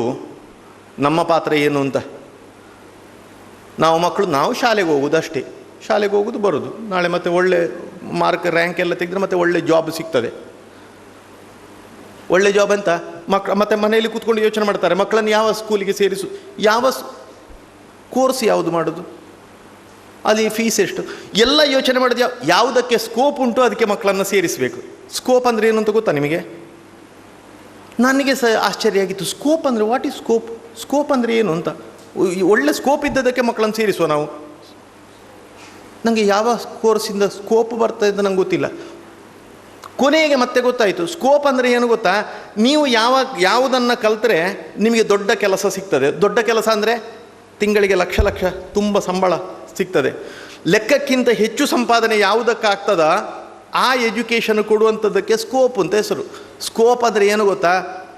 ಸ್ಕೋಪ್ ಅಂದರೆ ದುಡ್ಡು. ಇಂಗ್ಲೀಷಲ್ಲಿ ನಾವು ಪಾಪ ಏನೋ ಡಿಕ್ಷನರಿ ಹುಡುಕಿದ್ದು ಸುಮ್ಮನೆ, ಅದಕ್ಕೆ ಸ್ಕೋಪ್ ಉಂಟಾ ಅಂತ. ಸಂಪಾದನೆ ಮಾಡೋದೇ ಜೀವನ ಆಗಿದೆ ಅಂತ ಇವತ್ತಿನ ಕಾಲದಲ್ಲಿ ಶಿಕ್ಷಣ ಅಂದರೆ. ಅದಲ್ಲ, ಆಗಬೇಕಾದಲ್ಲ ಅಂತ ರಾಮ ಹೇಳಿದಲ್ಲ. ಮಾನವೀಯತೆ, ಮನುಷ್ಯತ್ವ, ಎಲ್ಲ ಸಹಬಾಳ್ವೆ, ಎಲ್ಲರನ್ನು ಪ್ರೀತಿಸುವುದು, ಇದೇ ಜೀವನ. ಈ ದೇಶವನ್ನು ಪ್ರೀತಿಸಬೇಕು. ವೃತ್ತಿ ಯಾವುದೂ ಆಗ್ಬೋದು. ನಮ್ಮ ಮನೆಯವರು ಯಾವ ಕೆಲಸ ಮಾಡ್ತಾರೋ ಅದನ್ನು ಮಾಡಿದರೆ ಆಗ್ಬೋದು. ಜೀವನದಲ್ಲಿ ಭವಿಷ್ಯಕ್ಕೆ ಬೇಕಾದಾಗ ಒಳ್ಳೆಯದಾಗಬೇಕು ಅಂತಾದರೆ ನಿಮಗೆ ಮಾರ್ಕು ಕೂಡ ಬೇಕು, ಹೌದು. ಅದರ ಜೊತೆಯಲ್ಲಿ ಇದು ಮನಸ್ಸಲ್ಲಿರಬೇಕು ಅಂತ. ಮನೆಯಲ್ಲಿ ಅಪ್ಪ ಅಮ್ಮನಿಗೆ ಗೌರವ ಕೊಡುವಂಥದ್ದು. ನಿಮ್ಮನ್ನು ಈ ಶಾಲೆಗೆ ಕಳಿಸಿ ನಿಮ್ಮ ಅಮ್ಮ ಎಷ್ಟು ಕಲ್ತಿದ್ದಾರೆ ಏನೋ ಗೊತ್ತಿಲ್ಲ, ಇಡೀ ಜೀವನ ಕಷ್ಟ ಬಂದಿರ್ತಾರೆ. ನಾವು ಬಂದ ಕಷ್ಟ ನಮ್ಮ ಮಕ್ಕಳು ಬರಬಾರ್ದು, ಅವರನ್ನು ಶಕ್ತಿ ಶಾಲೆಗೆ ಸೇರಿಸುವ. ಯಾಕೆ? ಅವರು ಫೀಸ್ ಎಷ್ಟು ಅಂತ ನೋಡಲಿಲ್ಲ, ಎಲ್ಲಿ ಸಾಲ ಮಾಡಿ ಏನು ಮಾಡಿ ನಿಮ್ಮನ್ನು ಶಾಲೆಗೆ ಸೇರಿಸಿರೋ, ಕಿವಿಯಲ್ಲಿದ್ದದನ್ನು ಕುತ್ತಿಗೆದನ್ನು ಅಡಬಿಟ್ಟರೋ ಮಾರಿ ನಿಮ್ಮ ಫೀಸ್ ಕಟ್ಟಿದ್ರೋ ಗೊತ್ತಿಲ್ಲ. ಅವರು ಆ ಕಷ್ಟವನ್ನು ನಿಮ್ಮ ಹತ್ರ ಹೇಳಿಕೊಡುವುದೇ ಇಲ್ಲ ಅಂತ. ನಾವು ಬಂದ ಕಷ್ಟ ನಮ್ಮ ಮಕ್ಕಳು ಬರಬಾರ್ದು. ಇದು ಎಲ್ಲರ ಮನಸ್ಸಲ್ಲಿರುವಂಥ ಭಾವ, ಅಪ್ಪ ಅಮ್ಮನ ಮನಸ್ಸಲ್ಲಿ. ನನಗಿದು ಮೊದಲು ಅರ್ಥ ಆಗ್ತಾ ಇರಲಿಲ್ಲ. ನನ್ನ ಮನೆಯಲ್ಲಿ ಇಬ್ಬರು ಮಕ್ಕಳು ಬೆಳೀತಾ ಇದ್ದಾರೆ, ಈಗ ನನಗೆ ಅರ್ಥ ಆಗಿದೆ ಅದೇನು ಅಂತ. ನಮ್ಮ ಮಕ್ಕಳು ನಾನು ಮತ್ತು ನನ್ನ ಮಡದಿ ಇದ್ದೇವಲ್ಲ, ನಾವು ನಮ್ಮ ಜೀವನದಲ್ಲಿ ಏನೋ ಮಾಡಬೇಕು ಅಂತ ನಮಗೊಂದು ಅಪೇಕ್ಷೆ ಇತ್ತು. ಕಾರಣ ವೈಯಕ್ತಿಕ ಕಾರಣ ಇರ್ಬೋದು, ಉದಾಸೀನ ಇರ್ಬೋದು, ಏನೇ ಇರ್ಬೋದು. ನಮಗೆ ಯಾವುದನ್ನು ಜೀವನದಲ್ಲಿ ನಾನು ಮತ್ತು ನನ್ನ ಹೆಂಡತಿಗೆ ಇಬ್ಬರಿಗೆ ಸೇರಿ ಸಾಧಿಸಲಿಕ್ಕಾಗಲಿಲ್ವಾ ಅದನ್ನು ನನ್ನ ಮಕ್ಕಳು ಮಾಡಿ ತೋರಿಸಬೇಕು ಅಂತ ನಮಗೆ ಆಸೆ ಇದೆ. ನನಗೆ ಅರ್ಥ ಆದ್ದು ಯಾವಾಗ ಗೊತ್ತಾ? ಮಕ್ಕಳು ಚಿಕ್ಕ ಪುಟ್ಟ ಏನೋ ಅವರು ಹುಷಾರಾದ್ದು ಅಂತ ಹೇಳಿದರೆ ನಮಗೆ ಆ ಸಂತೋಷ ತಡ್ಕೊಳ್ಳಿಕ್ಕಾಗೋದಿಲ್ಲ. ನನಗೆ ನೀವು 1 ಲಕ್ಷ ರೂಪಾಯಿ ಕೊಟ್ಟರೆ ನನಗೆ ಸಂತೋಷ ಆಗೋದಿಲ್ಲ. ಒಂದು ದಿನ ನನ್ನ ಮಕ್ಕಳು ಹೋಗುವ ಶಾಲೆಗೆ ಹೋಗಿದ್ದೆ ನಾನು, ಪ್ರೈಮರಿಯಲ್ಲಿದ್ದರು. ಯಾವುದರಲ್ಲಿ ಗೆದ್ದರು ಅಂತ ಹೇಳಿ ವೇದಿಕೆಯ ಮೇಲೆ ಆ ಮಕ್ಕಳನ್ನು ಕರೆದು ಅವರಿಗೊಂದು ಲೋಟೆ, ಒಂದು 10 ರೂಪಾಯಿದು ಸ್ಟೀಲ್ನ ಲೋಟೆ, ಒಂದು ಕಾಗದದಲ್ಲಿ ಹೀಗೆ ಗೆರೆ ಕಾಗದದಲ್ಲಿ ಕಟ್ಟಿ ವೇದಿಕೆಯಲ್ಲಿ ಕೊಟ್ಟರು. ಎಷ್ಟು ಜನರ ಹತ್ರ ಹೇಳಿದ್ದೇನೆ ಅಂತಿಲ್ಲ. ಪಕ್ಕದವರು ನನ್ನ ಮಗಳು ಅದು ನನ್ನ ಮಗಳು ಫಸ್ಟ್ ಬಂದದ್ದು. ಈ ಲೋಟೆಯನ್ನು ಕೊಂಡೋಗಿ ಮನೆಯಲ್ಲಿ ಮೇಜಿ ಮೇಲೆ ಇಟ್ಟು ಬಂದವರಿಗೆಲ್ಲ ಮರುದಿನದಿಂದ ಅದೇ ಕೆಲಸ. ಇದು ನನ್ನ ಮಗಳಿಗೆ ನನಗೆ ಸಿಕ್ಕಿದ್ದು, ನನಗೆ ಶಾಲೆಯಲ್ಲಿ ಅವಳು ಫಸ್ಟ್ ಬಂದಾಳೆ ಅಂತ. ಆ ಮಗಳು ಸಂಭ್ರಮಿಸಲಿಲ್ಲ ಅಂತ ನಾನು ಮತ್ತು ನನ್ನ ಹೆಂಡತಿ ಸಂಭ್ರಮಿಸಿದ್ದೇವೆ ಎಷ್ಟೋ ದಿನಗಳ ಕಾಲ. ಇವತ್ತಿಗೂ ಆ ಲೋಟೆ ನಾವು ಉಪಯೋಗ ಮಾಡೋದಿಲ್ಲ, ಹಾಗೆ ಶೋಕೇಸಲ್ಲಿ ಇಟ್ಟಿದ್ದೇನೆ. ನನ್ನ ಮಗಳಿಗೆ ಗೆದ್ದದು. ಕಾರಣ ಏನು ಗೊತ್ತಾ? ನನಗೆ ಏನು ಮಾಡಲಿಕ್ಕಾಗಲಿಲ್ವ ಅದನ್ನು ನನ್ನ ಮಕ್ಕಳು ಮಾಡಬೇಕು ಅಂತ ನನಗೆ ಆಸೆ ಇದೆ. ನಿಮ್ಮ ಅಪ್ಪ ಅಮ್ಮನಿಗೂ ಅಂಥದ್ದು ಆಸೆ ಇರ್ತದೆ. ಆ ಆಸೆ ಇಟ್ಟುಕೊಂಡು ನಿಮ್ಮನ್ನಿಲ್ಲಿ ಕಳಿಸಿರ್ತಾರಲ್ಲ, ಆ ಅಪ್ಪ ಅಮ್ಮನ ಕನಸು ನಿಮ್ಮ ಹತ್ರ ಬಾಯಿ ತೆಗೆದು ಹೇಳಿರ್ತಾರೆ ಅಂತಿಲ್ಲ. ಅಪ್ಪ ಅಮ್ಮನ ಕನಸು ಸಾಕಾರಗೊಳಿಸುವ ಹಾಗೆ ನೀವು ಬೆಳಿಬೇಕು. ನೀವು ಸಂಪಾದನೆ ಮಾಡಿಕೊಟ್ಟಂತಹ ದುಡ್ಡಿನಿಂದಾಗಿ ಅಪ್ಪ ಅಮ್ಮ ಸಂತೋಷ ಪಡೋದಿಲ್ಲ. ನಾಳೆ ಎಲ್ಲಿಯೋ ನಿಮ್ಮ ಮಕ್ಕಳು ರಾಮರಾಜ್ಯ ಆಗುವುದು ಹೇಗೆ ಹೇಳಿದರೆ ಹಾಗೆ ನಿಮ್ಮ ಅಪ್ಪ ಅಮ್ಮ 4 ಜನರ ಹತ್ರ ಹೇಳಿ ಇದು ನನ್ನ ಮಗ, ಇದು ನನ್ನ ಮಗಳು ಅಂತ ಹೇಳಲಿಕ್ಕೆ ಹೆಮ್ಮೆ ಪಡಬೇಕು. ಅದು ನಿಜವಾಗಿ ರಾಮರಾಜ್ಯ ಆಗುವುದು ಅವತ್ತಿನ ದಿನಕ್ಕೆ. ನಾನು ಒಂದು ಮಾತು ಹೇಳಿ ಒಂದು ಮಾತು ಹೇಳಿ ನನ್ನ ಮಾತು ಮುಗಿಸ್ತೇನೆ. ಒಂದು ಚಲನಚಿತ್ರ ನೋಡಿದ್ದೆ ನಾನು, ಅಮಿತಾಬ್ ಬಚ್ಚನ್ ಅದರಲ್ಲಿ ಪ್ರಾಯ ಆದ ನಂತರ ಮಾಡಿದವ. ಅಮಿತಾಬ್ ಬಚ್ಚನ್ ಹೀರೋ, ಶಾಲೆಲ್ಲ ಹಾಕ್ಕೊಂಡಿರ್ತಾನೆ, ಕಾಶ್ಮೀರದಲ್ಲಿ ಹಾಕಿದಾಗೆ. ಒಬ್ಬ ಅವನ ಫ್ರೆಂಡ್, ಅವನ ಕಾಲದಲ್ಲಿ ಅವನೊಟ್ಟಿಗೆ ಕಲ್ತವ ಅಂತ ಕಾಣ್ತದೆ. ಅವ ಬಂದು ಕೇಳ್ತಾನೆ, ನಿನ್ನ ಆಸೆ ಅಂತ ಮಾರ. ದೊಡ್ಡ ಮನುಷ್ಯ, ಇಡೀ ದೇಶಕ್ಕೆ ಅವನ ಬಗ್ಗೆ ಪರಿಚಯ ಇದೆ ಅಂತ ಪಾತ್ರ ಅವನದಲ್ಲಿ. ನಿನ್ನ ಜೀವನದ ಆಸೆ ಎಲ್ಲ ಪೂರೈಸಿದ್ಯಾ, ಏನು ನಿನ್ನ ಆಸೆ ಅಂತ. ಅದಕ್ಕೆ ಅವ ಅಮಿತಾಬ್ ಬಚ್ಚನ್ ಹೇಳಲಿಕ್ಕಿದೆ, ಯಾವ ಫಿಲ್ಮ್ ಅಂತ ನನಗೆ ನೆನಪಿಲ್ಲ, ಆ ಸೀನ್ ನೆನಪಿದೆ ನನಗೆ. ಅವ ಪಕ್ಕದವನ ಹತ್ರ ಹೇಳ್ತಾನೆ, ನನಗೆ ಬೇಡ, ನನಗೆ ಸಮಾಧಾನ ಇಲ್ಲ, ನನಗೆ ಎಲ್ಲಿ ಹೋದರೂ ನನಗೆ ಜನ ಗೌರವ ಕೊಡ್ತಾರೆ, ನನಗೆ ಇದು ಬೇಡ ಅಂತ. ನನಗೆ ಯಾವಾಗ ಸಂತೋಷ ಗೊತ್ತಾ? ನನ್ನ ಮಕ್ಕಳಿದ್ದಾರಲ್ಲ, ಆ ಮಕ್ಕಳು ಬೆಳೆದ ರೀತಿಯನ್ನು ನೋಡಿ ನನಗೆ ಎಲ್ಲಿಯಾದರೂ ಯಾರಾದರೂ ನನ್ನನ್ನು ಪರಿಚಯ ಮಾಡಿ ಕೊಡಬೇಕು. ಅವ ಇದ್ದಾನಲ್ಲ, ಅವನ ಅಪ್ಪ ಇವ ಅಂತ ನನ್ನ ಮಗನ ಹೆಸರನ್ನು ಹೇಳಿ ಯಾವಾಗ ನನ್ನನ್ನು ಸಮಾಜ ಗುರುತಿಸ್ತದ ಅವತ್ತು ನನ್ನ ಜೀವನದ ಸುಂದರ ದಿನ, ಅದು ಸಂತೋಷ ಅದು ಅಂತ. ಅಂದರೆ ಮಕ್ಕಳೆಲ್ಲ ಅಪ್ಪ ಅಮ್ಮ ಅಪೇಕ್ಷೆ ಪಟ್ಟುಕೊಳ್ಳೋದು ನಮ್ಮ ಮಕ್ಕಳು ಒಳ್ಳೆಯದಾಗಬೇಕು ಅಂತ. ಅಂತಹ ನಾವು ನಿಮ್ಮ ಶಾಲೆಯಲ್ಲಿ ಏನು ಪ್ರಾರ್ಥನೆ ಮಾಡ್ತೀರೋ ಗೊತ್ತಿಲ್ಲ, ಅನೇಕ ವಿದ್ಯಾಭಾರತೀಯ ಶಾಲೆಯಲ್ಲಿ ಮಾಡುವ ಪ್ರಾರ್ಥನೆ ನಾನು ನೋಡಿದ್ದೇನೆ. ಲವಕುಶ ಧ್ರುವ ಪ್ರಹ್ಲಾದ ಬನೇಹಂ ಮಾನವ, ಕೇಳಿದ್ದೀರದು ಹಾಡು? ಅದೇ ಮಾಡೋದಾ? ಲವಕುಶ ಧ್ರುವ ಪ್ರಹ್ಲಾದ್ ಸಾವಿರ ಸಲ ಅಲ್ಲ, ಲಕ್ಷ ಸಲ ಕೇಳಿದರೂ ಕೂಡ ನನಗೆ ಆ ಶಬ್ದ ಕೇಳುವಾಗ ನನಗೆ ರೋಮಾಂಚನ ಆಗ್ತದೆ. ಅರ್ಥ ತಿಳ್ಕೊಳ್ಬೇಕಲ್ಲ ಮಕ್ಕಳೇ. ಏನೋ ವಾಕ್ಯ ಅದು, ಲವಕುಶ ಧ್ರುವ ಪ್ರಹ್ಲಾದ್ ಬನೇಹಂ ಮಾನವತಾಕ ತ್ರಾಸ ಹರೇಹಂ ಸೀತಾ ಸಾವಿತ್ರಿ ದುರ್ಗಾ ಫಿರ್ ಘರ್ ಭರದೆ.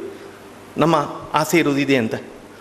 ಮನೆಯಲ್ಲಿ ರಾಮ, ಸೀತೆ, ಲಕ್ಷ್ಮಣ, ಭರತ್, ಏನು ಧ್ರುವ, ನಚಿಕೇತ, ಇಂಥ ಮಕ್ಕಳು ನಮ್ಮ ಮನೆಯಲ್ಲಿ ಹುಟ್ಟಿ ಬರಬೇಕು.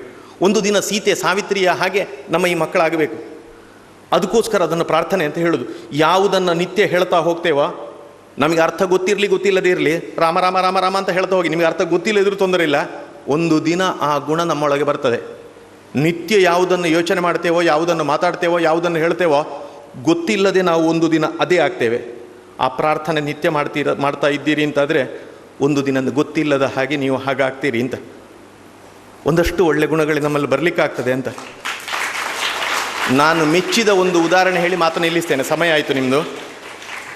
ಭಾಗವತದಲ್ಲಿ ಬರುವಾಗ ಒಂದು ಉದಾಹರಣೆಯನ್ನು ಕೊಟ್ಟು, ಈ ಪ್ರಕೃತಿಯ 84 ಲಕ್ಷ ಜೀವರಾಶಿಯನ್ನು ಮೀರಿ 4 ಜೀವಿಗಳಿವೆ, ಅದರಲ್ಲಿ ಒಂದು ಜೀವಿಯ ಉದಾಹರಣೆ ಹೇಳ್ತಾರೆ.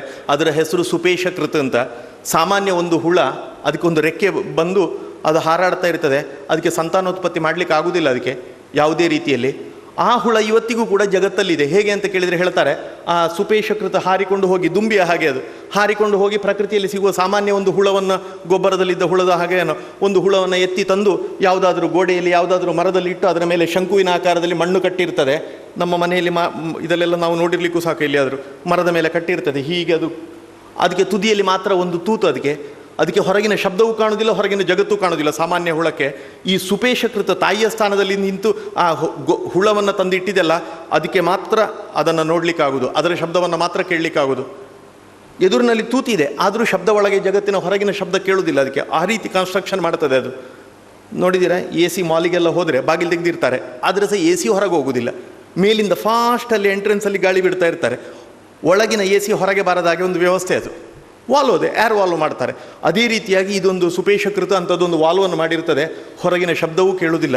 ಸುಪೇಶಕೃತ ಹೊರಗೆ ಹೋಗಿ ಆಹಾರ ತರೋದು, ಒಳಗಿದ್ದ ಹುಳಕ್ಕೆ ಕೊಡೋದು. ಇದರ ಶಬ್ದ ಗುಯಿ ಅಂತ ಏನು ಶಬ್ದ ಮಾಡ್ತಲ್ಲ, ಅದನ್ನು ಮಾತ್ರ ಒಳಗಿದ್ದ ಹುಳ ಕೇಳೋದು. ನಿತ್ಯ ಅದನ್ನೇ ಕೇಳಿ ಕೇಳಿ ತಾಯಿ ಸ್ಥಾನದಲ್ಲಿದ್ದಂಥ ಸುಪೇಶಕೃತ ತಂದ ಆಹಾರವನ್ನು ತಿಂದು ನೋಡಿ ಒಂದು ದಿನ ಗೊತ್ತಿಲ್ಲದ ಹಾಗೆ ಒಳಗಿದ್ದಂತಹ ಸಾಮಾನ್ಯ ಹುಳ ಅದಕ್ಕೆ ರೆಕ್ಕೆ ಬಲಿತು.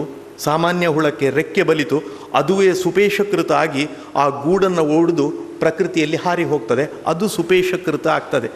ಅಂದರೆ ನಿತ್ಯ ಯಾವುದನ್ನು ಯೋಚನೆ ಮಾಡ್ತೇವೋ, ಯಾವುದನ್ನು ಮಾತಾಡ್ತೇವೋ, ಯಾರ ಜೊತೆಗಿದ್ದೇವೋ, ನಮ್ಮ ಸಹವಾಸ ಹೇಗುಂಟ, ಒಂದು ದಿನ ಗೊತ್ತಿಲ್ಲದೆ ಹಾಗೆ ಆಗ್ತವೆ. ಅದಕ್ಕೋಸ್ಕರ ಒಳ್ಳೆಯವರ ಸಂಘ ಮಾಡಿ, ಒಳ್ಳೆಯವರ ಜೊತೆಗಿರಿ, ಒಳ್ಳೆಯದನ್ನು ಮಾತಾಡಿ, ಕೆಟ್ಟದ್ದು ಮಾತಾಡಲಿಕ್ಕೆ ಹೋಗಬೇಡಿ. ನಿತ್ಯ ಇಂತಹ ನೀವು ಹೇಳುವ ಹಾಗೆ ಲವಕುಶ ಧ್ರುವ ಪ್ರಹ್ಲಾದ ಬನೇಹಂ ಪ್ರಾರ್ಥನೆ ನಿತ್ಯ ನಿರಂತರ ಮಾಡಿ, ಒಂದು ದಿನ ರಾಮರಾಜ್ಯದ ಪ್ರಜೆಗಳು, ನೀವು ಹೆಮ್ಮೆಯ ಪ್ರಜೆಗಳಾಗ್ತೀರಿ. ಆ ಸುಂದರ ದಿನಗಳು ನಿಮ್ಮ ಭವಿಷ್ಯದಲ್ಲಿ ನೋಡುವ ಹಾಗಾಗಲಿ ಅನ್ನುವ ಅಪೇಕ್ಷೆಯೊಂದಿಗೆ ಇನ್ನೊಂದು 4-5 ವಿಷಯ ಹೇಳಲಿಕ್ಕಿತ್ತು, ಸಮಯ ಮೀರಿತು. ಆದ ಕಾರಣ ನೀವೆಲ್ಲರೂ ಕೂಡ ರಾಮರಾಜ್ಯದ ಹೆಮ್ಮೆಯ ಪ್ರಜೆಗಳಾಗುವುದನ್ನು ನೋಡುವ ದಿನಗಳು ನಮ್ಮ ಬಾಳಿನಲ್ಲಿ ಯಾವತ್ತಿಗೂ ಉಳಿಲಿ ಅನ್ನೋ ಅಪೇಕ್ಷೆಯೊಂದಿಗೆ ನನ್ನ ಮಾತುಗಳಿಂದ ವಿರಮಿಸ್ತೇನೆ. ಕಲ್ಪನೆಯನ್ನು ನಮ್ಮ ಮುಂದೆ ಅತ್ಯಂತ ಸುಂದರವಾಗಿ ತೆರೆದಿಟ್ಟಂತಹ ಶ್ರೀಯುತ ಸೂರ್ಯನಾರಾಯಣ ಭಟ್ರವರಿಗೆ ನಿಮ್ಮೆಲ್ಲರ ಪರವಾಗಿ ಹೃತ್ಪೂರ್ವಕವಾದಂತಹ ಧನ್ಯವಾದಗಳನ್ನು ಸಮರ್ಪಿಸ್ತಾ ಇದ್ದೇವೆ. ನಮ್ಮ ಶಕ್ತಿ ವಿದ್ಯಾಸಂಸ್ಥೆಯ ಸಂಸ್ಥಾಪಕರಾದಂಥ ಡಾಕ್ಟರ್ KC ನಾಯಕ್ ಸರ್ ಅವರಿಗೆ ಗೌರವವನ್ನು ನೀಡಬೇಕಾಗಿ ಕೇಳ್ಕೊಳ್ತಾ ಇದ್ದೇನೆ.